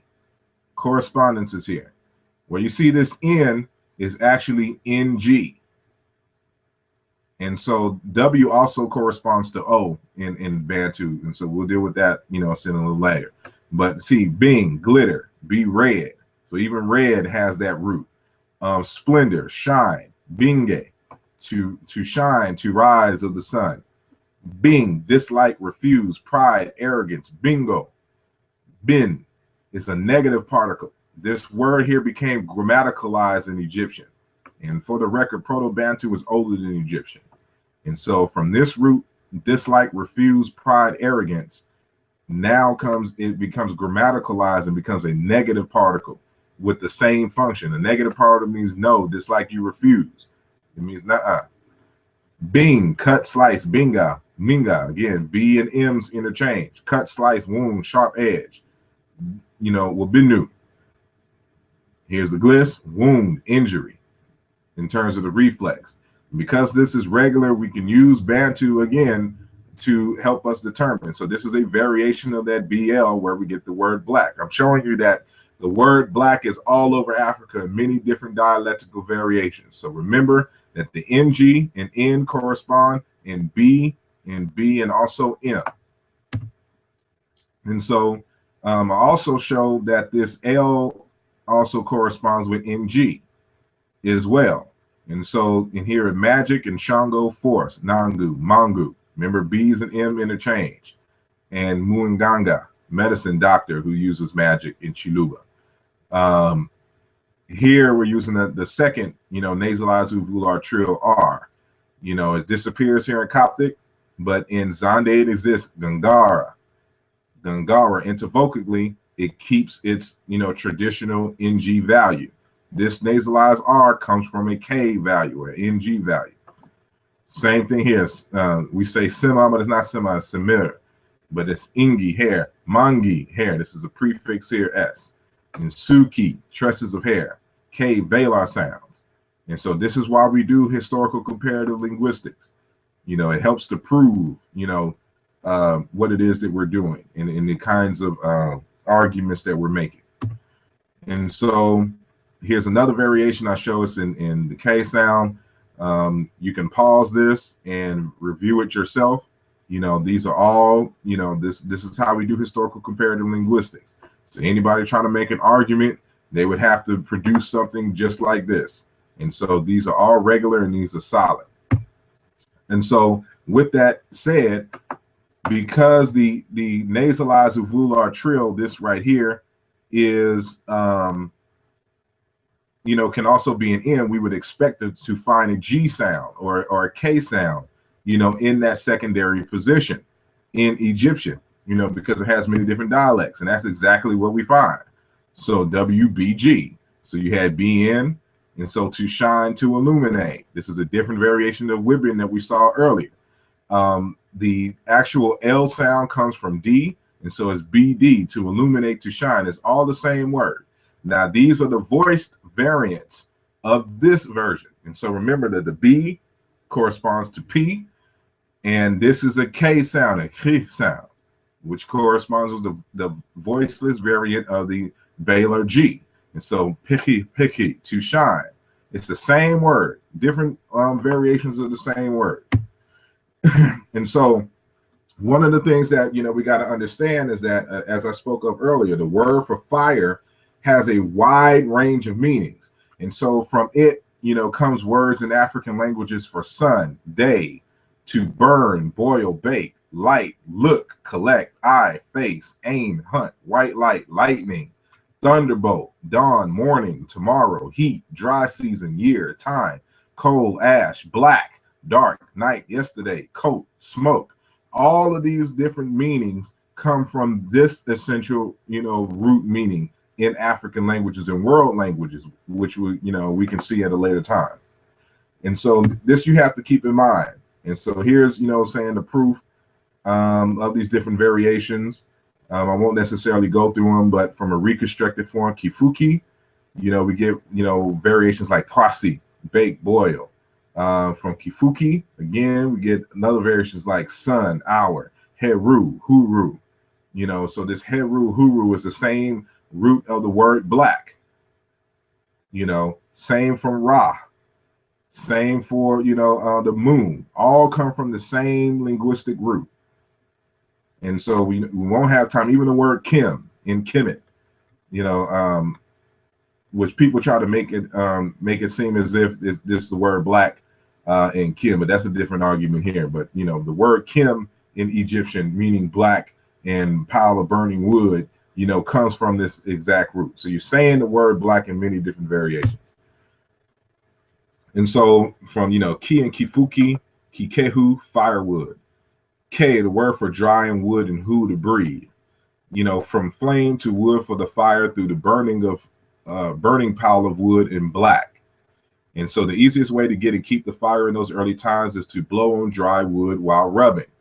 And so from flame, meanings evolved to cook, star, charcoal, black, color of coal, and white, color of the flame, and the light thus produced. And so here's some of the sound variations. I won't go into that, but you know, you can pause it when you have time, so you can kind of get a gist of how these different variations of sound changes and how certain vowels affect certain sounds and their changes. Same thing with this here, and this is going to be important. We see this ku, how it changes to ki, ku, kwa, gu, pu, pu, pu, pu, pa, wa, mu, ba. All these different variations of realizations of ku, you know, and followed by certain vowels. But we'll see some examples of that a little later on. And so, Mboli informs us that simply because of this versatility, and that this is my translation from French, the occlusive velar K in a syllable of type ki, this is a mid-closed vowel, may over time develop the following forms: K, in terms of its conservation, C, which is a palatalization, Ku, which is a labelization, and then kind of a he of even she, you know, in terms of affaiblissement or assembly in terms of, you know, this particular word. And so with Q or Ku itself being a difficult sound to produce, it can lead up to 4 different dialectical sounds. And that is Ku, K, G, P, and W. And so this is going to be important here. And so when I suggested the word kala itself, I use paronymy, but the main thesis comes from a word meaning coal, and fire and black. And it has its reflexes in Kikongo. I took it from the Kikongo language. Kala, coal, black. It also means to be. Chiluba, dikala, charcoal, coal, carbon. In the Igbo, kalu, the Alusi or the Orisha of thunder and lightning. Ewe, Kelly, light. Mende, Koli, fire, thunderbolt. A Koli, Kolo, anger. You know, and you know when you get hot, you know, when you're angry. And so it's a semantic shift in the Akoli language. And so this word kala, dikala, kalu, Kelly, Koli, Kolo, but kala, this ba is a prefix, and we'll get into the prefix later. It just means people. It's a plural marker for the human class in Bantu languages. And so, you know, this word kala that we deal with here. And so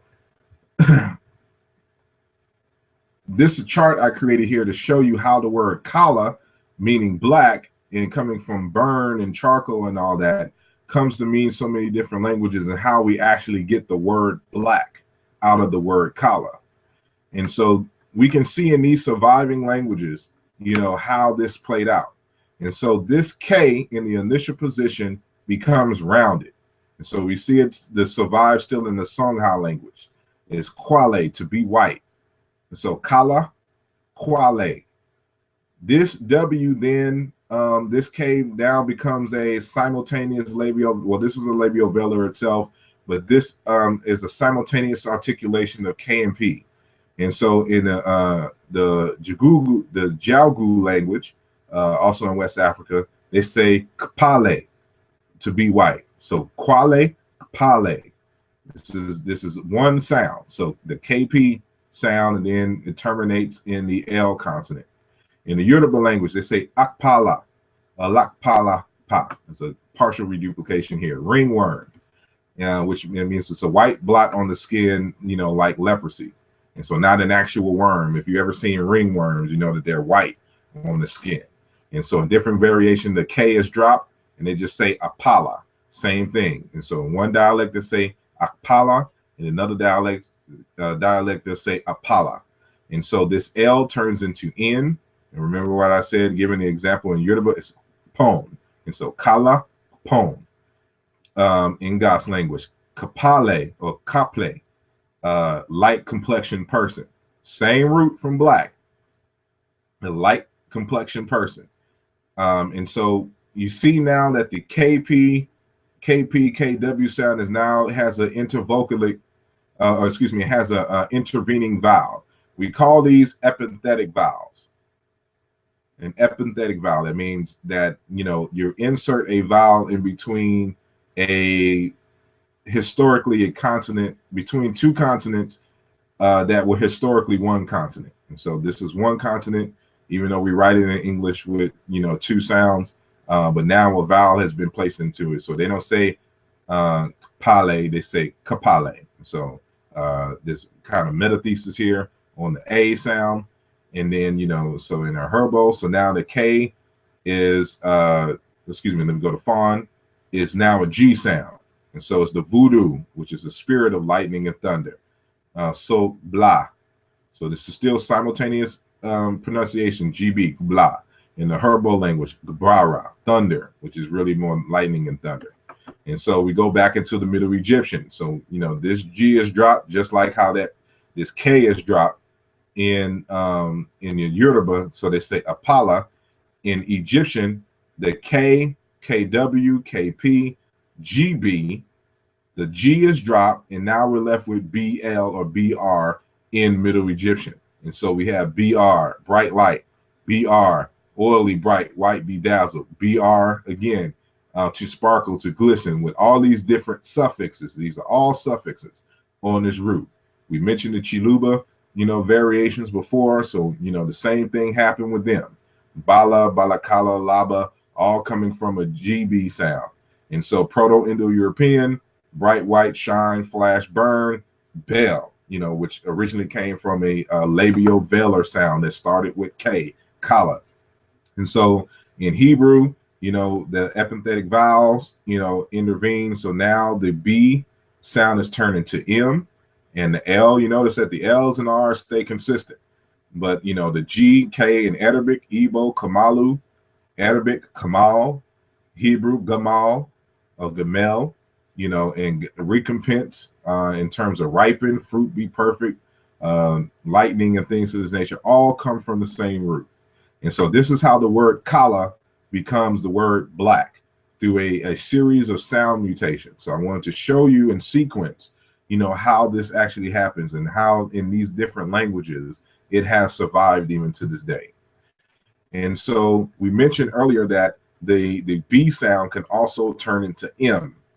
And so the G and the K is dropped, and we're left with the ML or MR variant. And this is what we see here in the MR root, in Igbo, Miri, Mili, water, Hasa, Maro, Maro, spring of water, Tamariri, star, Arabic, Amar, moon, Semitic, Mir, shine, bright, Yoruba, Meri, Meri, shining, or Muroro, shine, moonshine, Oduyoye, this is the source. And in the tree language, Mere, mushroom, white, which is, you know, mushroom is white. Ga, Mele, mushroom, Akkadian, Maro, to see. The herbo, Umre, to see. All of these different ideas come from a root meaning fire, because fire allows you to see, even when the word for water, because it's a shine and a glistening on water in the daytime. And so it went through a semantic shift. But, you know, Tamariri in Hassa, meaning a star. Again, a star is a big, to the African folks, a big furnace, a big pile of burning wood. That's what the sun is. That's what the stars are. But from that concept of light and bright, light allows us to see. And so you have another semantic shift based off of that root, you know, to see. And so this is important. So we see here, BR to MR to MN, you know, root in Chiluba in Bantu, Munya, shine, Munya, sun, heat, heat of the sun, light, day, Munya, same as Munya, Muunya, or Chimunyi, light, Mundu, lamp. This is where we get the root for Amen from, in terms of Amen Ra, in terms of Amen being the sun. And so it comes from this root here. And so in the same fashion, how the word for shine, light, and see, just like in the other variations in Chiluba Bantu, it comes to mean see. So Mona, see, perceive, feel, experience. Representation, spectacle. Mirror, see one's own reflection. Apple of the eye. Lumwinu, mirror, glass. Mumoni, a seer, a witness, one who owns property. So to see is to possess in African languages. So that's why, to see means ownership as well. But demona, I don't have it bolded right here, but act, see, vision, show. All of these are the same root. And so we see these in the so-called Afro-Asiatic languages as well. Believe, mind, to think, men, knowledge, to know, analyze, understand, all coming from a root meaning to see, which ultimately comes from a root, meaning wood or fire.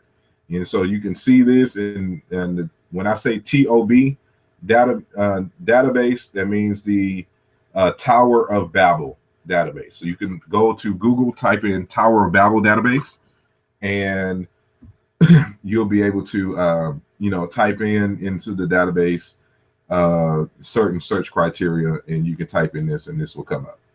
So we would expect also, without the B turning into M or the R turning into N, that we would see these words meaning to see. And sure enough, we do. So the BR root, meaning light, goes to mean seeing, which goes to mean knowing. So bar, see, know. Bere, see. Egyptian, ber, see. Gudu in the Chadic languages. In Burina, Saho, the Afar language, bar, to learn.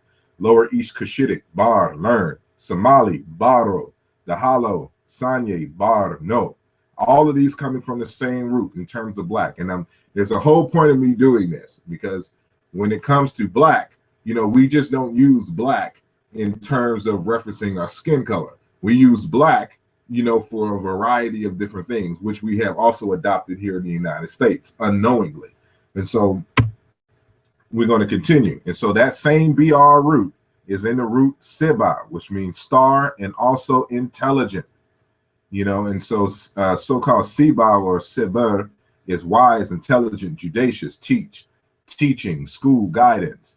Sabe in Coptic, wise, intelligent, judicious. Seb, intelligent, cunning. Suba, initiated teacher and student, one versed in hidden knowledge.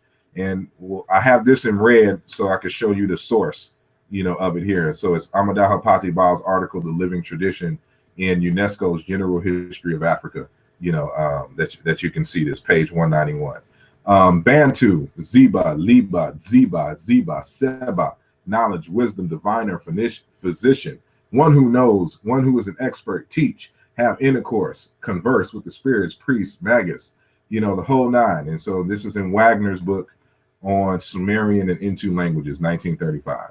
And so, but it's also the same root for star. So intelligence, the word for sun, star, wisdom, being able to see, lightness, brightness, all of these come from the same root as we get in terms of the word black. And so here's another variation, as we see here with Siba or Sibir, intelligence, and star. This, remember that we said that this also interchanges with K in those other African languages. It also interchanges with that in Chicam language as well. So you can see Sibir, Sibeku, wise, in the Vigus dictionary, page 1601. And then Sebek here, wise, Vigus, same dictionary, 1607. Same root. Notice that we have, this BRK and things of this nature right here. Why do we have this here? Because of that sound value. And so this is going to be important. And so what I want to do now is take a break. And so I'm going to see if we have any questions, from the panel or the question and answer app. We're going to take a 10-minute break. And so just keep your monitors, open and whatnot. So don't close your monitor. And we will see if anything, pops off here. I see my brother Wujawu is here. I don't see any questions in the question and answer app. If brother Wujawu is still there and he wants to, say something, you can say something. You can unmute your mic. Yeah, Hotep, peace. Hotep. Peace. Yeah, I'm just listening. I've been sitting back listening, and I really don't have a question. I'm just following along, and I don't, if I try to create a question, I don't want to do that. So, but no, I follow along, and it's very good. I read your previous work, BaKala of North America. So I'm following along pretty good, and I see that you've expanded on it really, really. Yeah. So I appreciate it. I'm just sitting back, so I'll just continue listening. I appreciate it. Yeah, I mean, there's so much that I've learned since I originally wrote that text, and so I'm be doing an updated version of it within the next 2 years, and it will have much of what you're seeing here now. So there's some stuff I have to revise in the text. Some stuff I'm gonna eliminate in terms of perspective, but the crux of everything is going to be the same. So now I have more information to really kind of bring that point home, which was, in that preliminary work on the BaKala of North America, published in 2009. And so, so yeah, that's what we kind of get into. So I just wanted to give people a little, break from looking at the screen. They can just hear, you can, stretch your arms.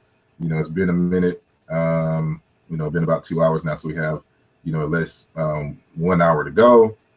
And now we're going to get into the deeper meanings of BaKala and things of this nature. But as we can see, this word, this root for black, has many different meanings and semantic ranges. And I'm utilizing all of them, in the BaKala of North America and things of this nature. And so prior to somebody's, misunderstanding of what is going on, I'm not arguing that there was a tribe of people called BaKala and that's who we were, and I'm just adopting full throttle this name. This is what I'm suggesting here is a new name for African Americans that speaks to who we are and our experiences here. And so that's what I kind of went through at the beginning of this lecture. And and we'll be joining back, and we'll get back into the lecture in a little bit. And so just want to give an opportunity to see, because I can't see when it's on full screen. So to see if there was any questions in the question and answer app, and it doesn't seem to be at this time. So get something else to drink, swallow, then I'm just going to jump right back into it. Yeah, and I would, as you were talking, as you've been talking, okay, I'm just going through in my mind, brainstorming how to convey this and get it saturated outside of, you wrote a book and you have some other works and expanded works, but trying to just think, how can we further, how can more people get an understanding of it? Because I'm seeing that people will use these terms and even use some of the work that you've done, but I can see that they don't understand it. Yeah. So I'm trying to brainstorm and trying to see, how I don't know, maybe I don't know, create another way of explaining things, explain a little differently, or yeah. This is part of the reason why I'm doing this, and so why I'm going in this depth. And so I want to be able to refer to the people who don't like to read, don't want to necessarily purchase the book. I could still be able to explain it and have the detail in it if you at least have some hours to spare and view this this correspondence here. And so it just really kind of depends. What the biggest hurdle is, one, showing that you are free people. You have agency. And they haven't been free in their minds so long that it's hard to tell them, that it's hard to demonstrate that this is what you can do. This is what your ancestors have done. Your ancestors weren't always the names and the people that they were. They moved. The ancient Egyptians, when they were the Remetch and all of these different variations, they only became that as a result of coming together. It's different groups who came together as a conglomerate and created ancient Egyptian society. And so, there was no Kemet before that process happened. There was no time marrying. There was no, black or Bleket or Henu, which means the interior, until these people decided to come together and become a people. And so, history has again shown or has displaced a people and forced them to come together. And so now, since we've been forced to come together and we are together and we accept each other as one, now we can get about the business of doing and creating our culture and our identity, based on our own terms. And so this is fundamentally what I started that process of doing in the BaKala of North America book, in which I'm hoping to explain for folks now. And so this allows them to kind of rewind and in terms of the archive, the work, so they can learn at their own pace and get it at their own pace. And so part of this was a linguistic analysis. And so you'll have to understand a little bit about linguistics. So I'm trying not to get too deep. I'm not trying to use too many linguistic jargon, but just showing you, the correspondences and how this stuff, moves, and showing you the sources. Yeah. And so I'll just get started. So put the screen back on mine and go back.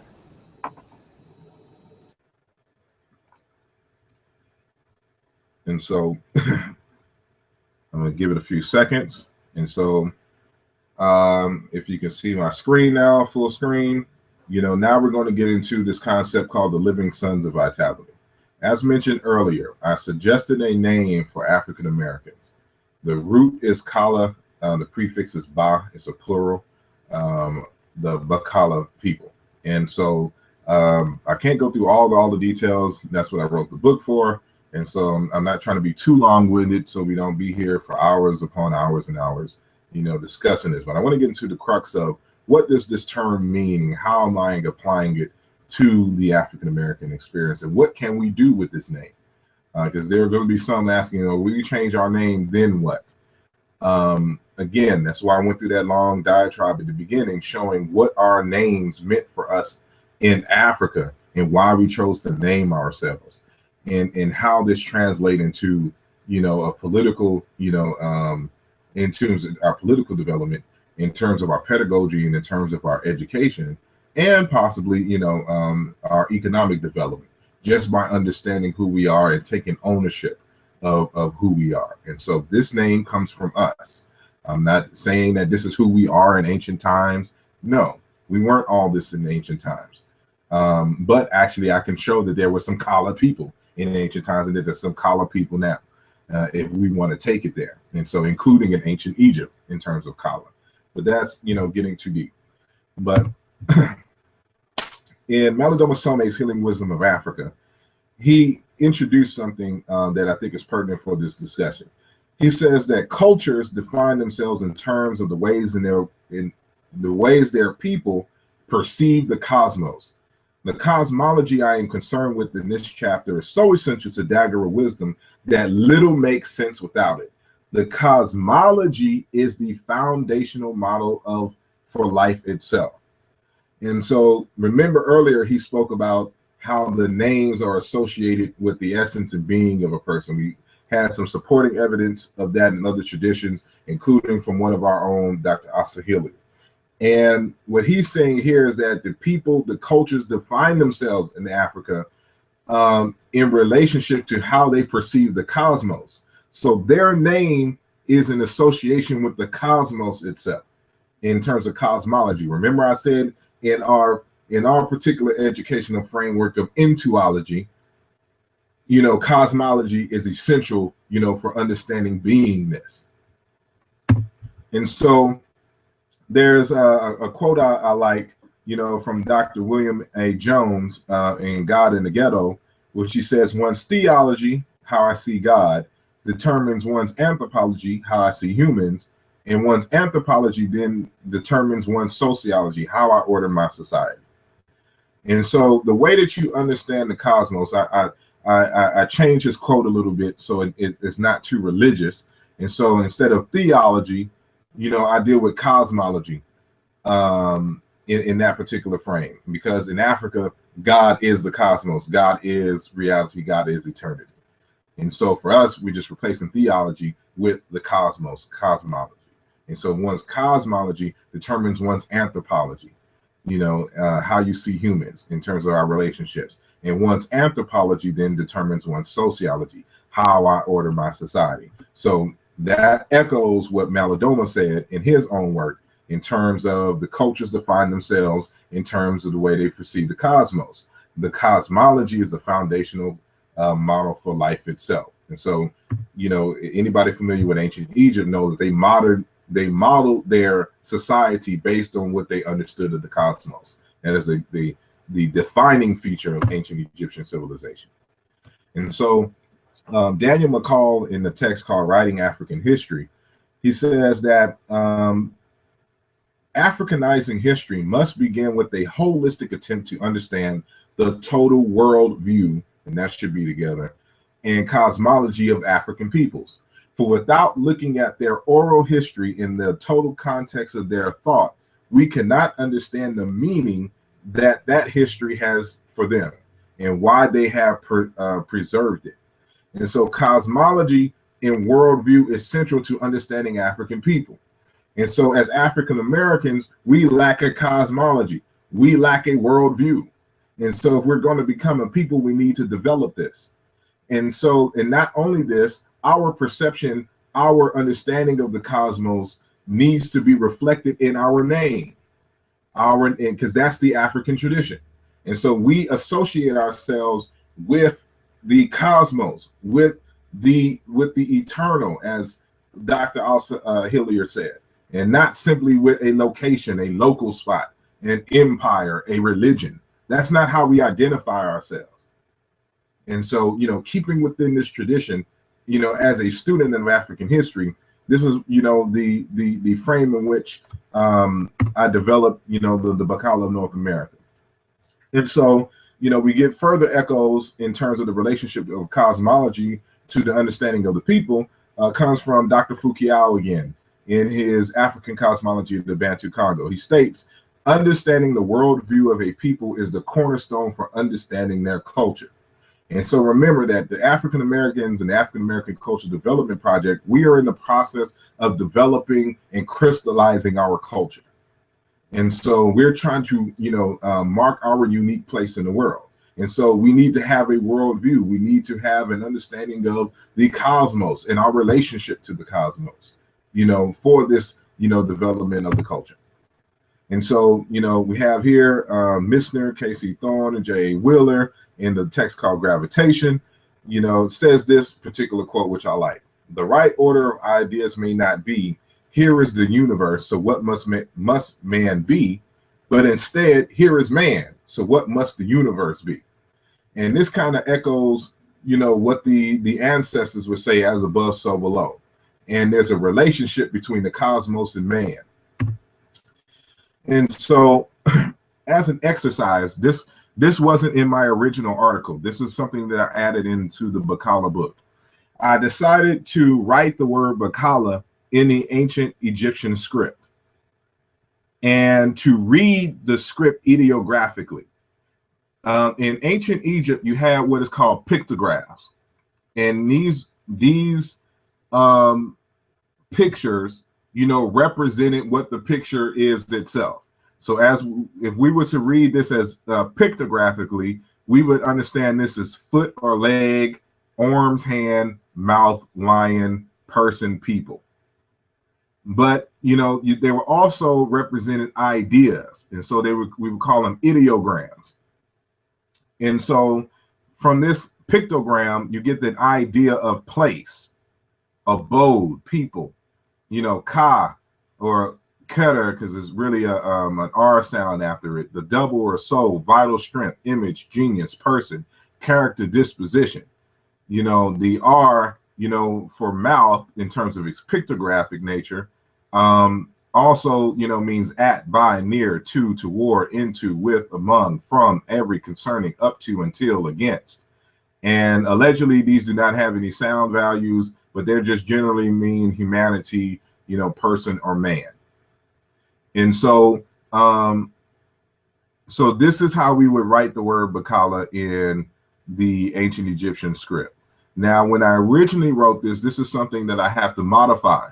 I didn't adopt, because this is what we call a biliteral. The ancient Egyptians didn't write out their vowels. So this is we have pictograph, ideograph, and then you have phonograph. That means these glyphs represent sounds. And so as a phonograph, this represents the B sound, the foot, the leg. This represents the K and nasalized R sound. This is an R sound here, and these are determinatives or classifiers to let you know what the category in which it belongs. And so this is a biliteral, is a K, a nasalized R. It's a different type of R than this R, but we're still going to use this R in the same fashion, because the nasalized R and this R is just, representing the L sound for us. And because they're just two allophones of the same sound. And so this is going to be what we're going to consider, for our sake and purposes, a phonetic complement in essence. And then we have the son determinative, and the plural strokes letting you know it's a multitude in terms of people. So when we're talking about BaKala, that's what we're, saying here. And so, this is fundamental to developing an African-American cosmology and ideology, so to speak. And so you can read these as words. This is a word, this is a word, this is a word, and these are, supporting, themes of words.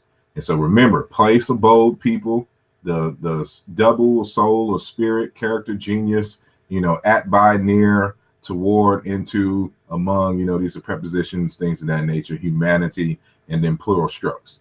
And so this is an ideographic, definition of BaKala.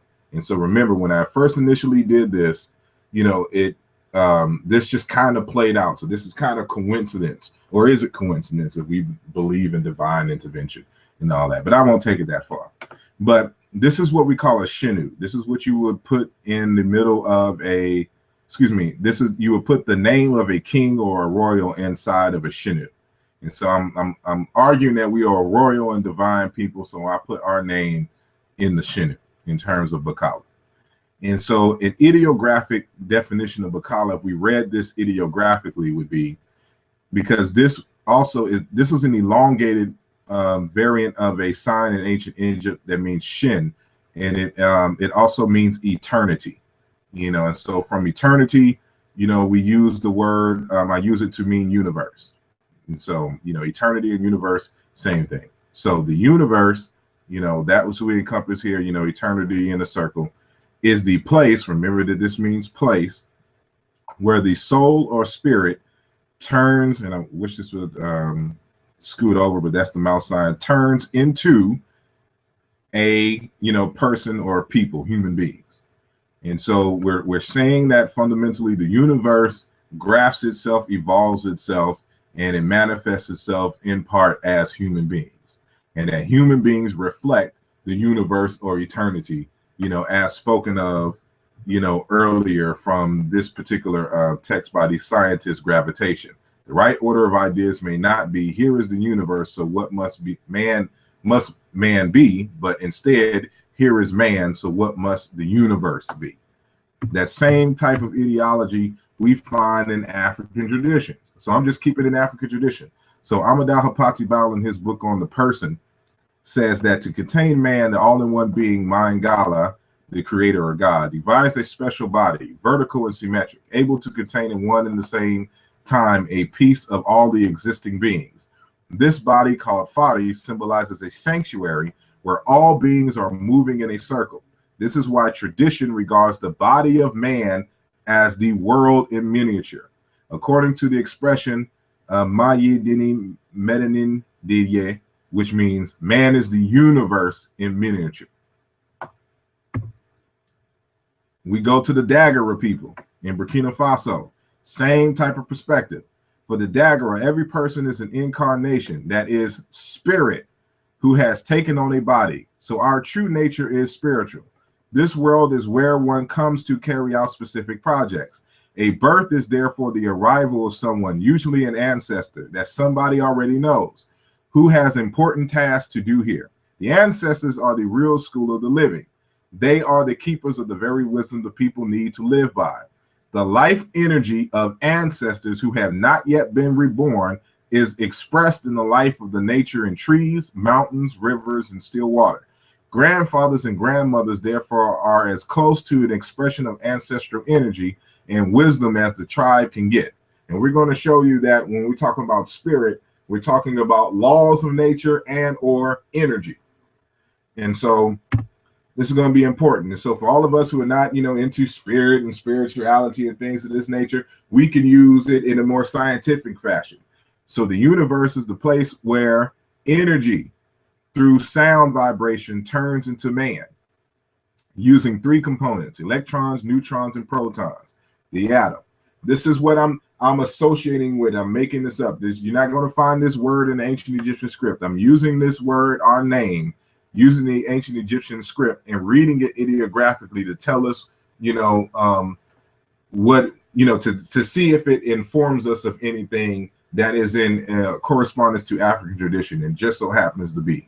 And so whether you're talking about in terms of spirituality or whether you're talking about in terms of science, we can use our name to teach science, to teach. And so when we're talking about BaKala, and when people talk about Moors or Hebrews or just simply black in the European sense of just black in terms of dark skin color, we can't build an education system off of this. But with BaKala, we can. And so what I'm showing here is that this can be the basis for which, you're teaching multiple levels of whether biology, astrophysics, in terms of identity, because now we're identifying ourselves with that eternal that was mentioned earlier in the cosmology, in the cosmos. Our identity now is not localized, not even centrally with the earth.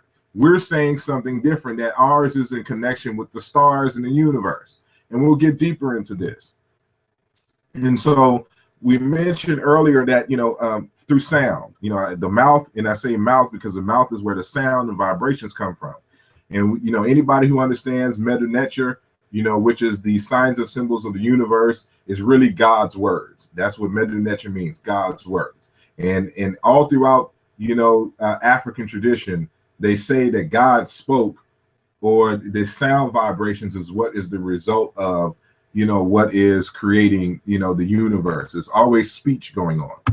And so to prove this, to demonstrate this, an individual by the name of Ernest Chladni in 1787 published his discoveries concerning the theory of music.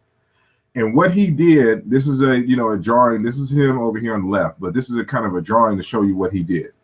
What he did is he took some salt or some other granule, visceral substances, vesicle substances, and put them on a metal plate. And then he strummed the metal plate with a violin bow, and at different, speeds and frequencies. And the granule substances started to take shape in these different shapes with each, different type of string or strums that he would do with the bow.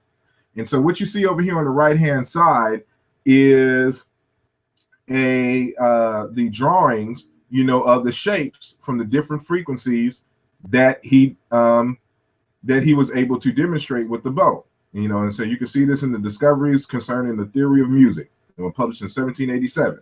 And so with this, began the process of discovery, is showing that, again, we get motion through sound vibrations. We can't hear all the sounds in the universe, but it's through these vibrations, through sounds in the cosmos, that we get that matter takes its shape.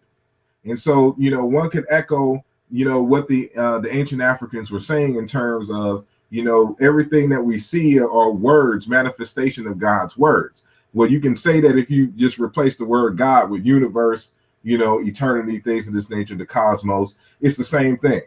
And so this is what we see here. And I'm going to need your help, Brother Wujawu, on this, because I don't know if you or the audience will be able to hear this. So if you can unmute your mic, real quick, if you're still listening.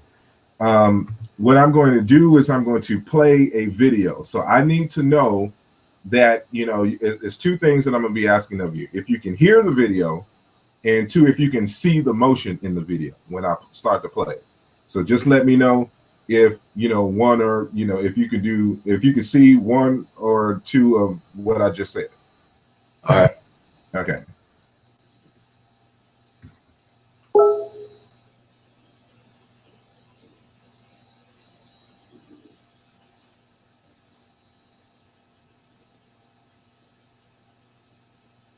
There should be some sound that you should be hearing right now. Okay, no, I don't hear anything. Okay. Well, then that means that they won't hear. But can you see the video? No, I just see black right now. It's just black? Yeah, it's just black. Oh, there we Okay. go. There we go. I can see it.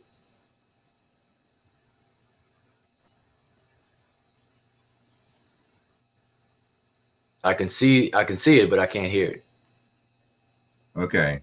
So what is going on right here is that they've updated this experiment, and they've attached, instead of doing a bow and arrow, I mean, well, the bow, the violin bow, they've actually attached an amplifier, you know, with different frequencies. And so right here is the scientists turning, it would be better, but it's a loud screech, and they're just pouring the salt and all this other kind of stuff on this, an amplifier. So with each new frequency amplification, new shapes arise, you know, from on the plate, as you saw in 7th class. So if you could see, you know, just type in, and then you'll be able to see this experiment live. And so it's really loud in my ear, and it's going to be loud when you're able to view it live. And so my ear stop ringing for a moment. But unfortunately, y'all couldn't hear the sound. But if you type into YouTube, you'll be able to hear that sound. And and so I appreciate you, Brother Wajawu. And so, you know, again, our name can be the basis of science. And so, you know, even with this, with BaKala, you know, because it comes from a word meaning fire, it also, you know, comes to mean sun. This is where we get the word Heru, sun, from. This is what this is here, Kala, sun. And so, and Kala meaning to be, dealing with people here. You know, everywhere we go here is Kala. And so by way of paronymy, we can also equate it with this word here, to give light, you know, BaKala, right here. And I've made this song by Mos Def, you know, our official, unofficial, you know, BaKala anthem. And, you know, we'll see why this is the case, you know, saying at this point. So, you know, everybody who knows the Mos Def song, Umi says, shine your light on the world, shine your light for the world to see. And of course, don't make fun of my singing, you know, because I can't sing. But that's beside the point. Yeah, don't quit your day job, buddy. You know, but you know, I'm showing that this concept, of BaKala, you know, dealing with blackness, is also dealing with light, and that we can use our name to teach cosmology that is representative of who we actually are, you know, ancestrally, you know, and we can teach, you know, evolution, you know, on this point. And so looks like my screen is about to pop up again. Let me wait on it. Okay, let's go there. And so again, that word, you know, BRK, BRG, we see BRG, to light up, BRQ, to glitter, to glisten. This is all the word black in ancient Egyptian. Black, black, black, bright light. Get out of there. Okay, here we go. Let me go back. You know, glisten, you know, bright light. It's in the word keper or kepri, which means sun. You know, same thing. This is a KB, KBR, light, glistening. You know, when we say keper is the sun. All these are different variations, you know, of the same word. You know, so ours, you know, in association with the sun of the morning, things of this nature. Black, black, black, black. You know, Kala all comes from these same roots. These are all different variations of the word Kala in ancient Egypt. And so, you know, people don't realize, but I got the word Kala, you know, from Dr. Fukuyama when I first read African Cosmology of the Bantu Congo. This is from a different book of his, but he's explaining something that, you know, he discusses in the Bantu Congo book, African Cosmology of the Bantu Congo. And so in this text, and I'll just read it, you know, talking about African tradition and how we saw ourselves. And remember the Kikongo people, the Baluba people, you know, people from Cameroon, these are places that we've come from. So I'm not taking something from some other group that we didn't belong to. These are ideas that came from our regime. This is our inheritance. And so from this same Kikongo people that we came from, especially those living in Louisiana, Alabama, and, you know, places like Texas, where, you know, a lot of these Bantu speaking people, you know, came to, African society in general, and the Bantu in particular, perceive a human being as a power, a phenomenon of perpetual veneration from conception to death, a perpetual reality that cannot be denied, and more so after death, because this physical reality becomes a spiritually living reality in words, deeds, experience, image, and invisible radiating sun. As such, a pregnant woman is perceived as the carrier of a new and holy package full of power and energy, a continuation genetically of old radiations under new form. The entire community awaits for the coming of the package, the infant, the child, or the muntu to be born. The birth of a child is perceived as the rising of a living sun in the upper world, Kuinseki. The death of a human being is perceived as the setting of a living sun in the lower world, Kuimpimba, the spiritual world, or the world of the ancestors, the community of the dead.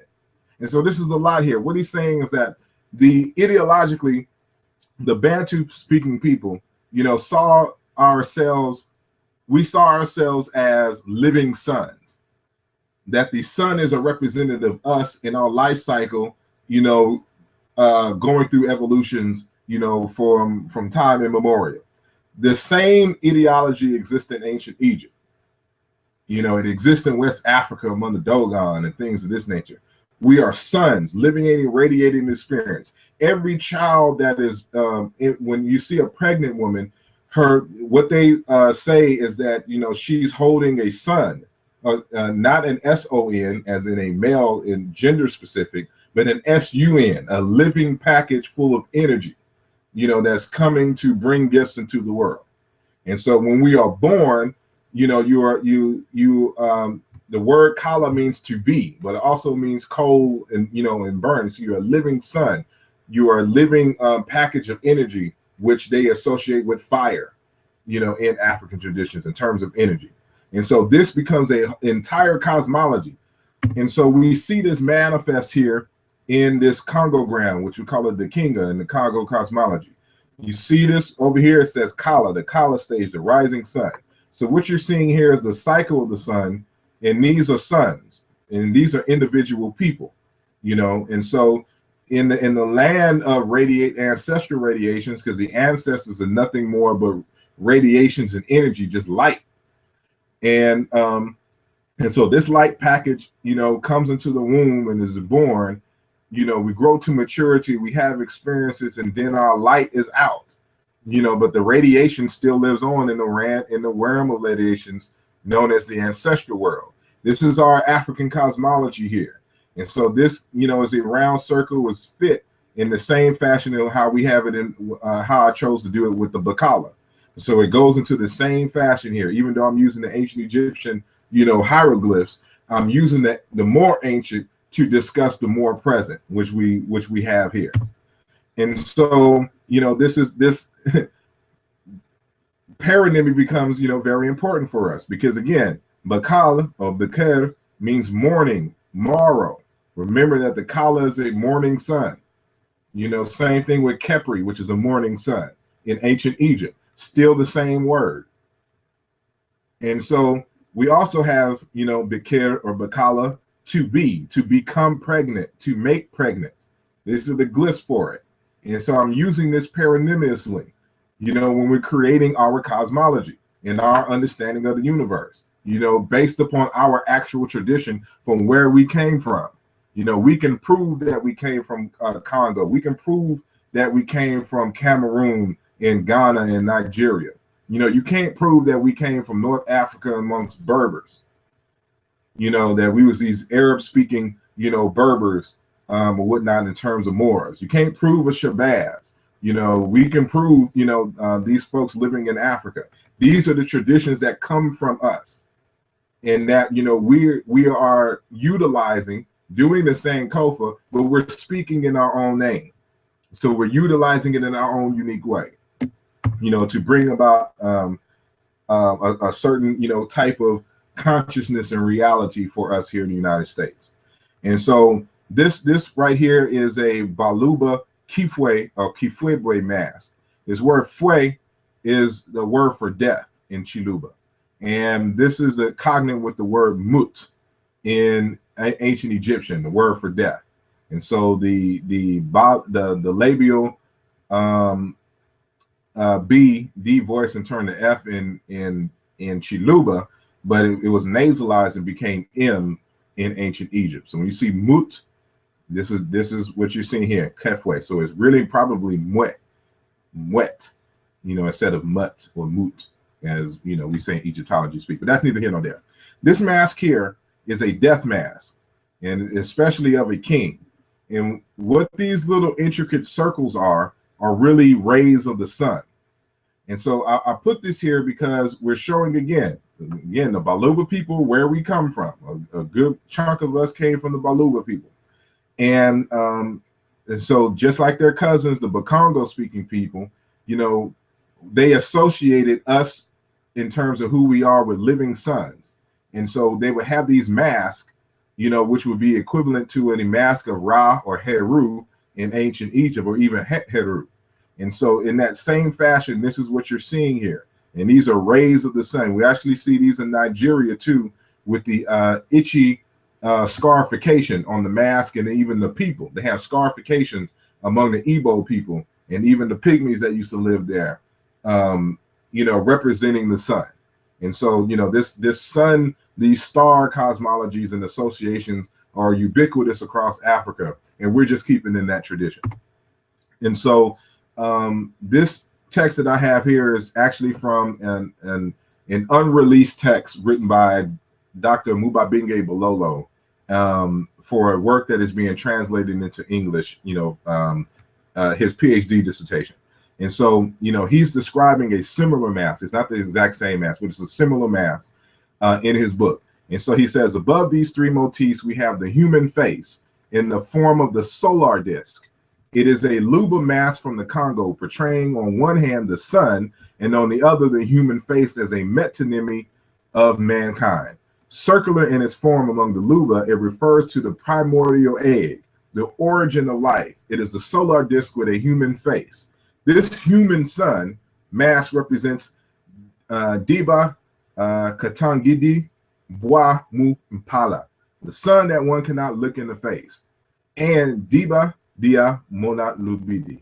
I don't have the proper tone marks because I'm not pronouncing this correctly, but the sun that sees two sides, from all sides, meaning the supreme creator. Diba Iba, the face of the master of everything, the face of the master of beings. And so again, we see amongst the Luba this association between mankind and the sun. And so even in Nigeria, I told you this is ubiquitous all of Africa. I can do this all day, but I only give a few examples for the sake of time. And it is a hunter's funeral. There's a book on Ogun, edited by Barnes, 1995. These are the page numbers where you can see this. And I'll just read this. This is what the Yoruba people were saying towards a hunter who had just died. And so this is at a funeral. I trotted and I trotted. I couldn't reach a combi anymore. That's the person. Our Father has been transformed into a heavenly light, which never dies. And so for those of us who are familiar with ancient Egyptian culture, we know that when you die, you become a star and you exist amongst the imperishable stars. And so we see the same ideology, the psychology here amongst the Yoruba, which we know for a fact that we have ancestry. And so our Father has been transformed into a heavenly light which never dies. our Father has even been transformed into a son, whose rays shall dry our clothes. Akambi, rest in peace. And so again, this great hunter amongst this clan of Ogun priests, they're arguing that this person has been transferred into a star, a light, a sun. And so the same thing amongst the pygmies. The FA pygmies believe that the vital force of immortal constituents of the human personality returns to heaven, where God transforms it into a star. And so what I'm saying is that we come from stars, and then that when we die, we're going to go back to stars according to African tradition. And so we see the same thing here amongst the ancient Egyptians. And this is the word kala in reverse. Some people say Aket, but it's not Aket, it's Reket. And so Raka or Raki. And so it's Kala, Kale, in the inverse. The syllables are inversed. And so from this same word Kala, or Reket, you have flame, fire. And Kikongo is Lunga, light or make a blow fire. Reket, the shining one, especially Hathor. And the Bahaya Bantu speaking people is Irungu. Deity of fire, Rek again, to be glorious, to be beneficial, to be useful. Reket, a so-called effective spirit. It should be just a word for spirit. Reket, ghost. Ak, spirit, glorified spirit, the deceased, holy. And Chiluba, Bulinga, saint, holy. Chiluba, Longa, to pass away, to die. And Mulonga, someone who has died, an ancestor. Isizulu, Mulungu, blessed ancestral spirit. Vandawu, in South Africa as well, Mulungu, blessed ancestral spirit. This is what you pronounce as Mulungu, Mulungai, an ancestral spirit, an ancestor, Riku, stars, Isizulu, Ilanga, sun, and Riku, sunlight, sunshine, radiance, Ding, shine, Proto-Bantu. And you'll find in all these different languages a variation of this word meaning shine or bright. And so D turns into L. That's where we get these, L and R's from, and ultimately from a K type sound. And so there's a semantics going on here. Because the words sound alike, the one for, ancestor and the one for fire and flame, the ancient African Negro Egyptian speakers combine these concepts together, to create a narrative in the cosmology. And what's ironic is they were right, even though it was based on linguistics, or folk etymology at first, it comes out that they were actually correct in terms of these associations. And so with that said, also, another semantics is that, again, what we spoke of earlier, that light and fire also, deals with intellect. And so we see with the same exact word, spiritual power, intellectual ability, comes from that same notion of wood, fire, light, sea, knowledge, and intellect. And so when we talk about Kala and things of this nature, we're also talking about intellect. And we'll see how this all plays out.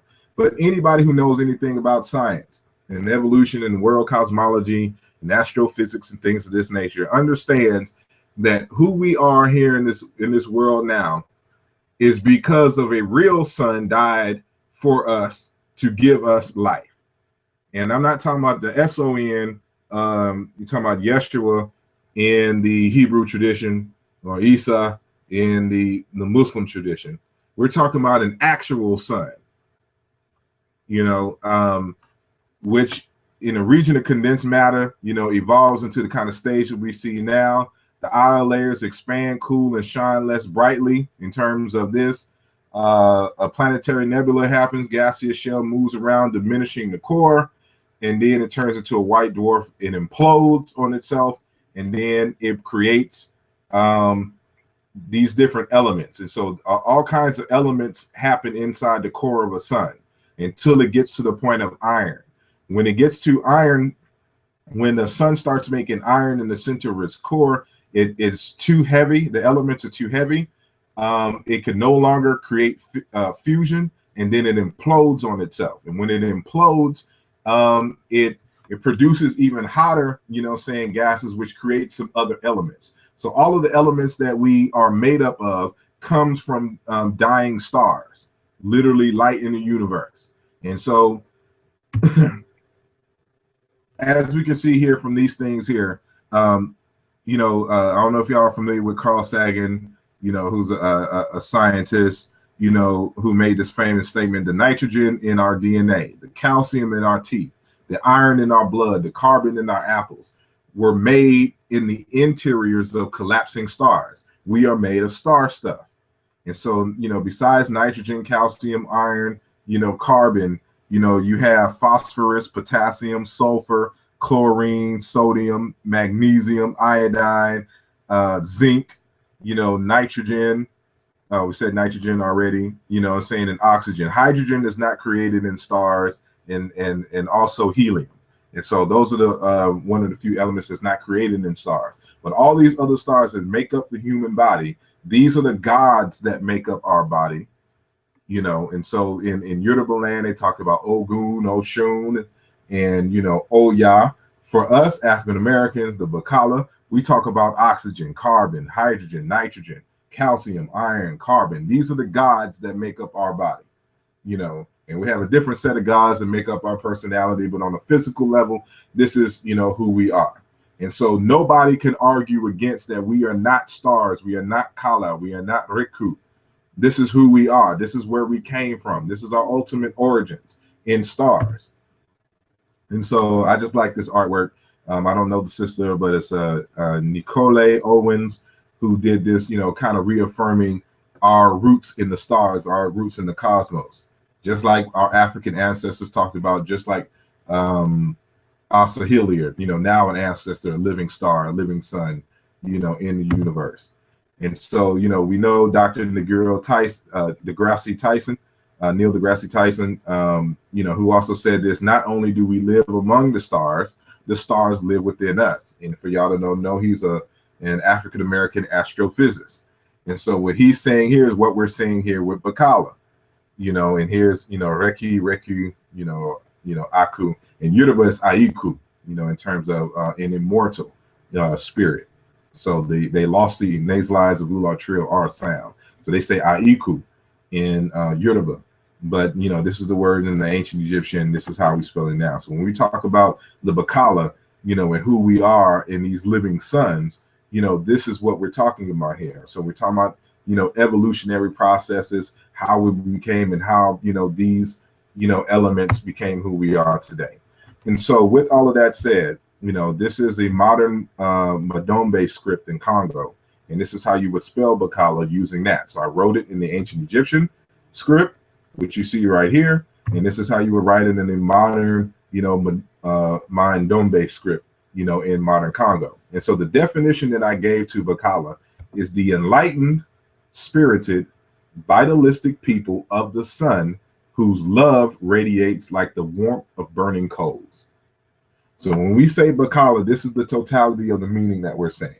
And so we can go into all these different meanings, and we can show linguistically, scientifically, and systematically that this word Kala, means all of these different things. Word Kala also means love. But, I didn't get to get into that as well. But it's in terms of enlightenment, intelligence, spirit, vitalistic, force, people, the sun, burning coals, warmth, and things of this nature. All of these culminate into, a meaning for us.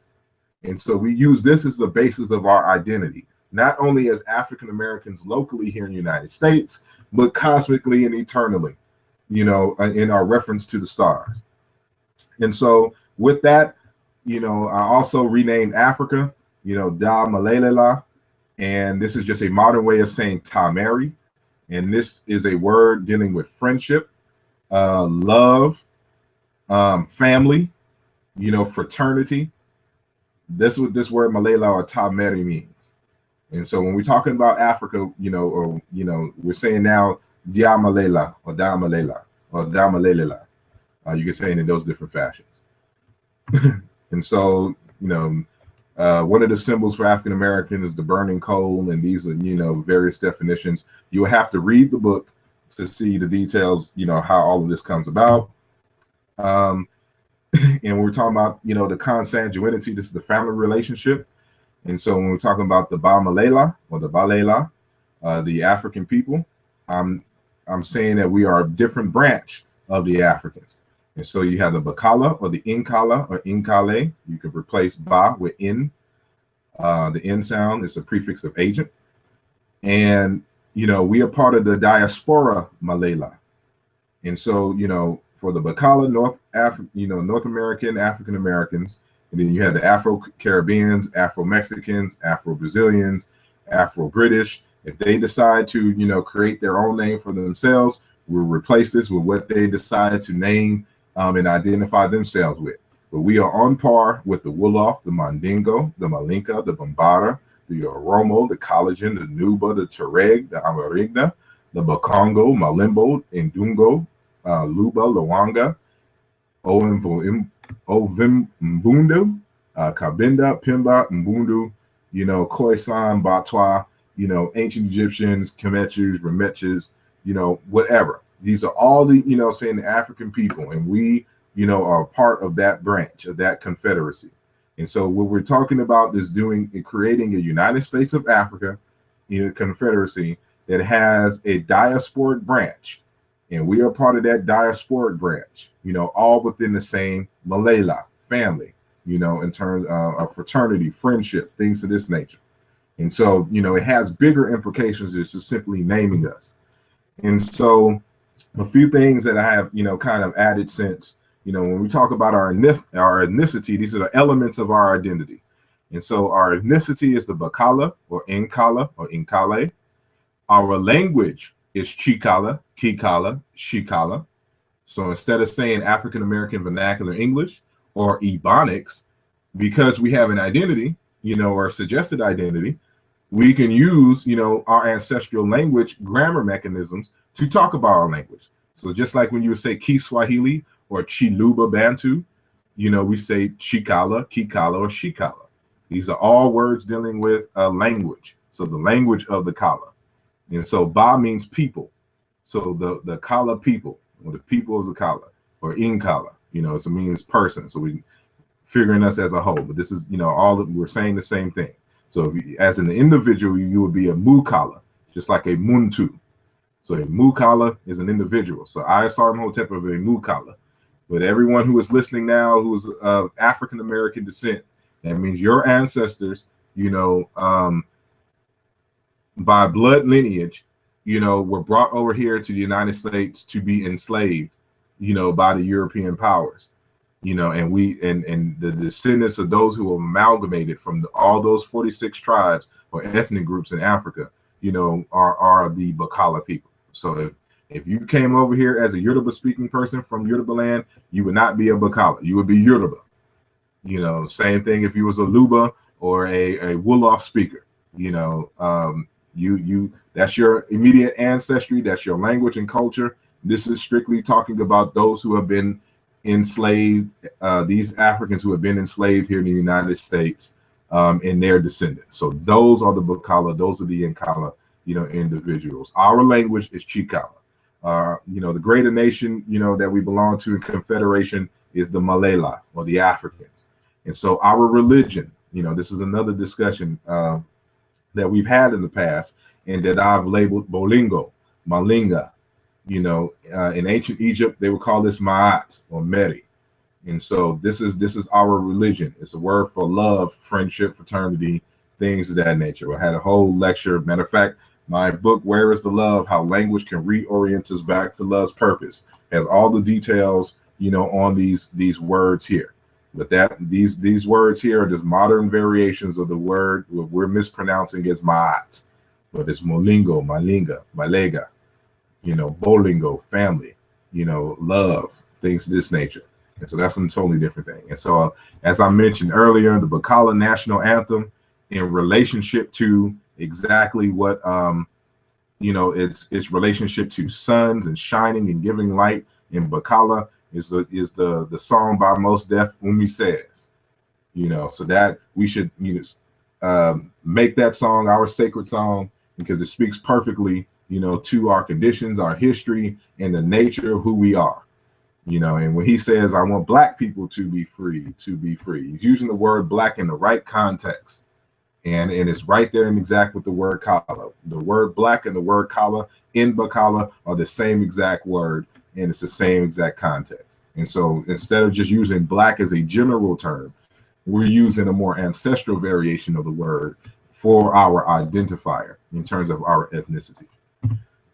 And so, you know, that becomes the basis of your power, because now we have to start creating BaKala stuff, Nkala stuff, start having our own ways of doing things, just like everybody else in the world.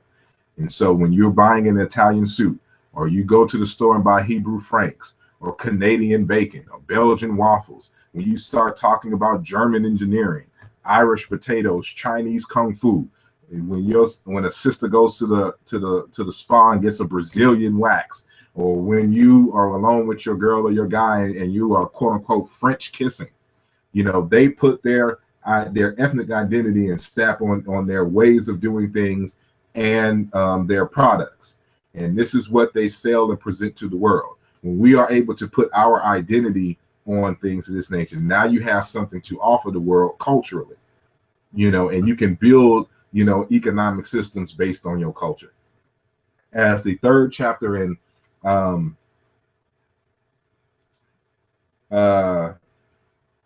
Dr. Amos Wilson's the Blueprint for Black Power, you know, the third chapter is culture, the basis of power. And so, you know, from these ideas, you know, I'm just putting into work and put into manifestation what our ancestors have wrote. So I'm just culminating, you know, stuff that we've already agreed upon ourselves, and just put it in a unique, creative way that we can utilize it and move forward proudly in the world, just like our ancestors did when they created ancient Egyptian civilization, you know, Mande, the Luba civilization, or any, you know, Ethiopian civilizations, things of this nature. They decided on, you know, what their community was going to do, what they came here for, what they were associated with in terms of relationship to the cosmos, and they lived out their life that way. And so anybody familiar with ancient Egypt, again, their whole society was rooted in their cosmology, just like all the African groups that we spoke of earlier. So within that tradition, but speaking in our own name, this is my suggestion for, you know, a new label for African Americans, one that is eternal, one that can stick. And so, you know, regardless if you don't agree with the name, you can't say that that BaKala is not who you are, even if you don't accept the label. Even if you don't accept the label, you have to admit in terms of this is who you are, because we can prove it scientifically. We can do this historically in terms of, you know, the kinds of ideas that our ancestors were associating with themselves. And so, you know, our label is based in science, it's based in history, it's based in our culture, just how it's supposed to be. And so with that, I end the lecture part of the discussion. I appreciate everyone for, you know, sticking with me this long. I know it's been almost 3 hours. And so, as I said, it would be long. You can, you know, view the archive, you know, saying a little later, and get out of sharing my screen. And so we don't seem to have, you know, many questions or any questions for that matter, surprisingly. And so, you know, I appreciate, you know, everyone again, you know, listening, and then Brother Wajawu, you know, for, you know, joining into the discussion. So given what was said, do you have anything, you know, to add? No, like I said, I've just been listening and you know, just listening in. So I'm following along. I just hope, you know, as I gain more understanding, you know, I'm trying to, you know, process and wrap my mind around different concepts and things, and I'm trying to see the best way to convey it to the next person so they can understand.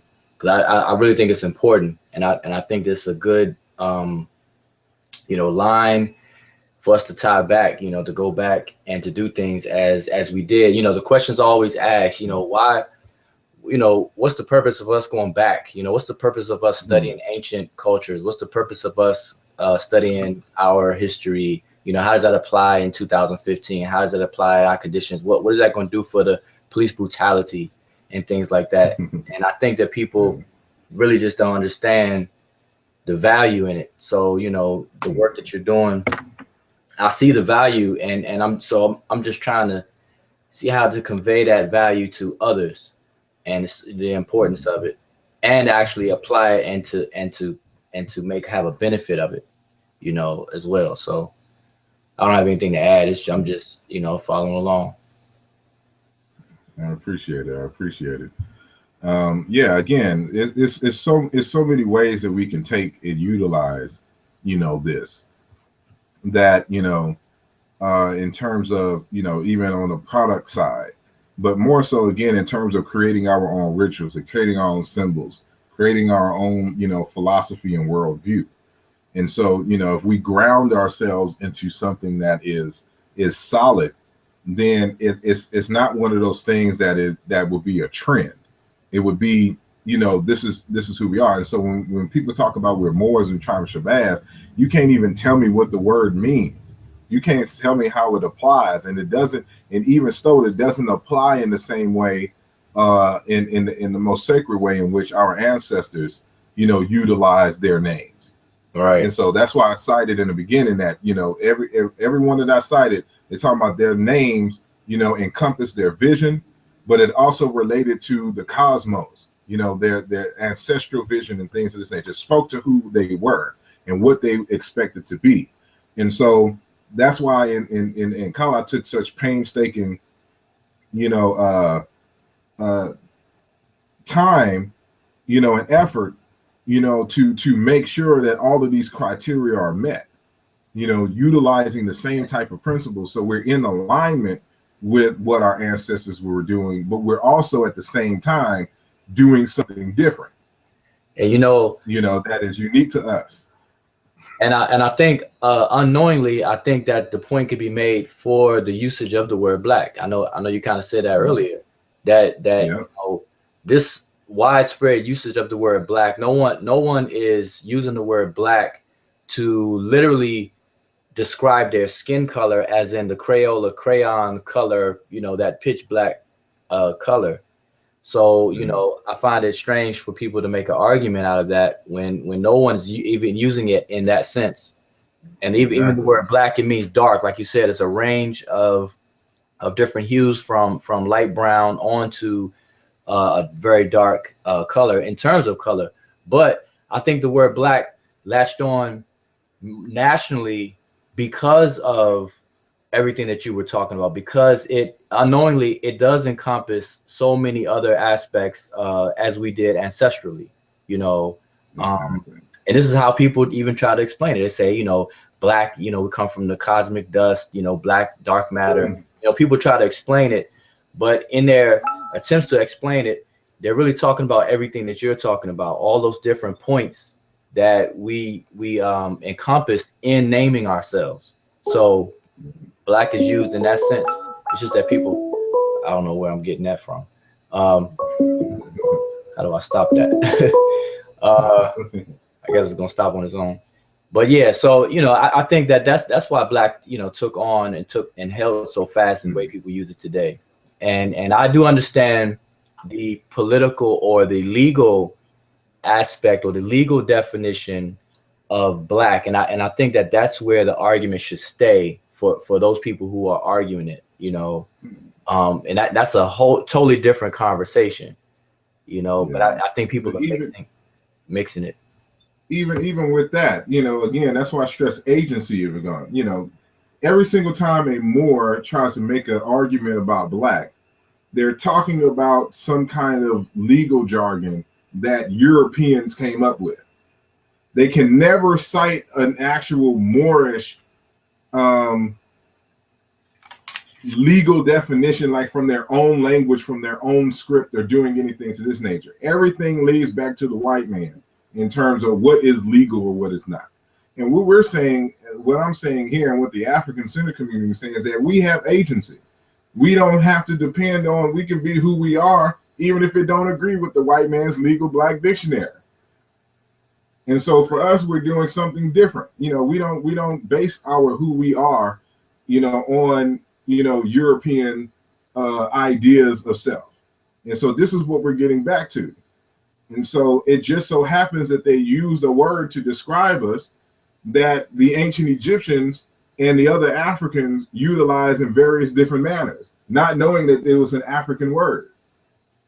Right. And so the root of the word and its suffixes, you know, were utilized in an array of different things. And I could, you know, I could do a 6-7 hour lecture, you know, saying on the ways that these roots are being used, you know, to Siba being a teacher, being wise, you know, to Kala being love and warm and stuff to this nature.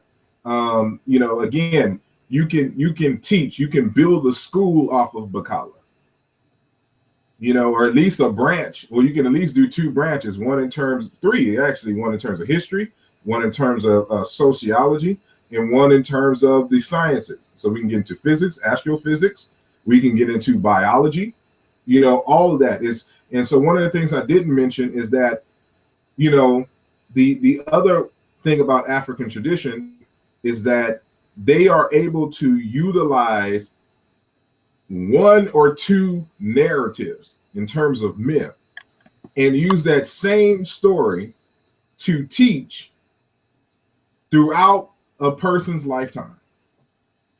Because there's different layers, you know, of understanding to a central concept. And so it really worked its way backwards into the grand narrative in the sciences and then explained simply in terms of myth. And so when you're looking at the Dogon story, for example, these are stories that they teach children.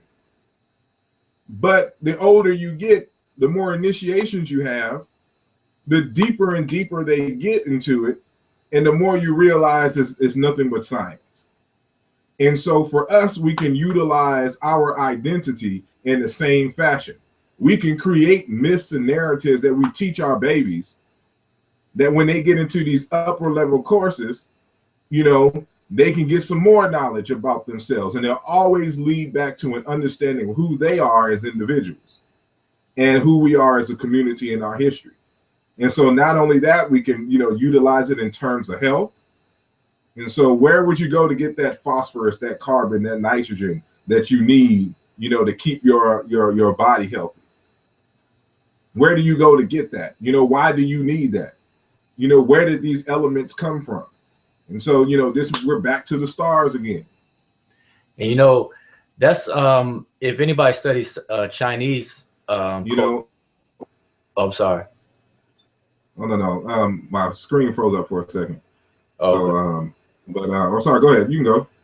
No, I was just gonna say, you know, if anybody, you know, looks over Chinese culture, they have integrated pretty much every area of life, from cosmology. They have Bazi astrology to health with the different Chinese medicine, what they call Chinese medicine. You have acupuncture, you have qigong, you have what else? Feng shui.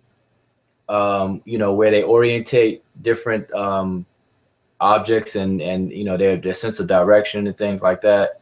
So they have a well integrated system, even all based around the person, you know, who they feel that the human is, you know, in their case, you know, Chinese people and so on. So, you know, it just seems, you know, it's automatic, natural. It's something that we did and something that we need to do. And I think our absence of it or lack of it is a major contributor to the problems that we have as a people today.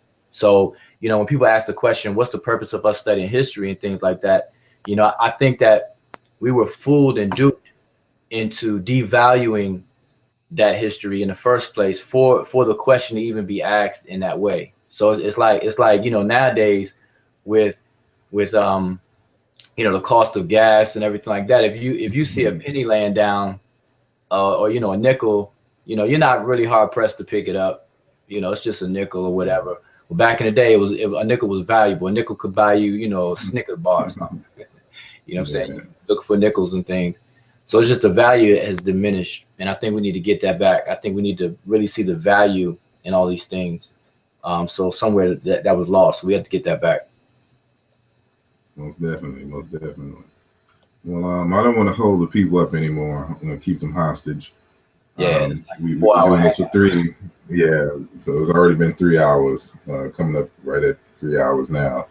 And so, you know, I don't know if anybody else will have a hangout or something after this. I maybe do another hangout, but at least want to close this session. So I appreciate, you know, everyone who is listening, and you know, please review. You know, if you have any questions, hit me up on Facebook or Twitter, or you can go directly to my website, which is asarimhotep.com.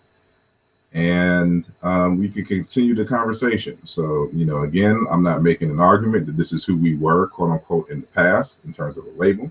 I'm saying this is a new label based upon a certain set of criteria and a certain history that we all share in terms of African Americans. And, you know, my book, 2009, my 2009 book, The BaKala of North America, is kind of my thesis. And so, as I said, there's a lot of things in that book that I'm going to be changing and things of that nature, and adding and kind of refining. And so a second edition, you know, saying will be coming within the next 2 years.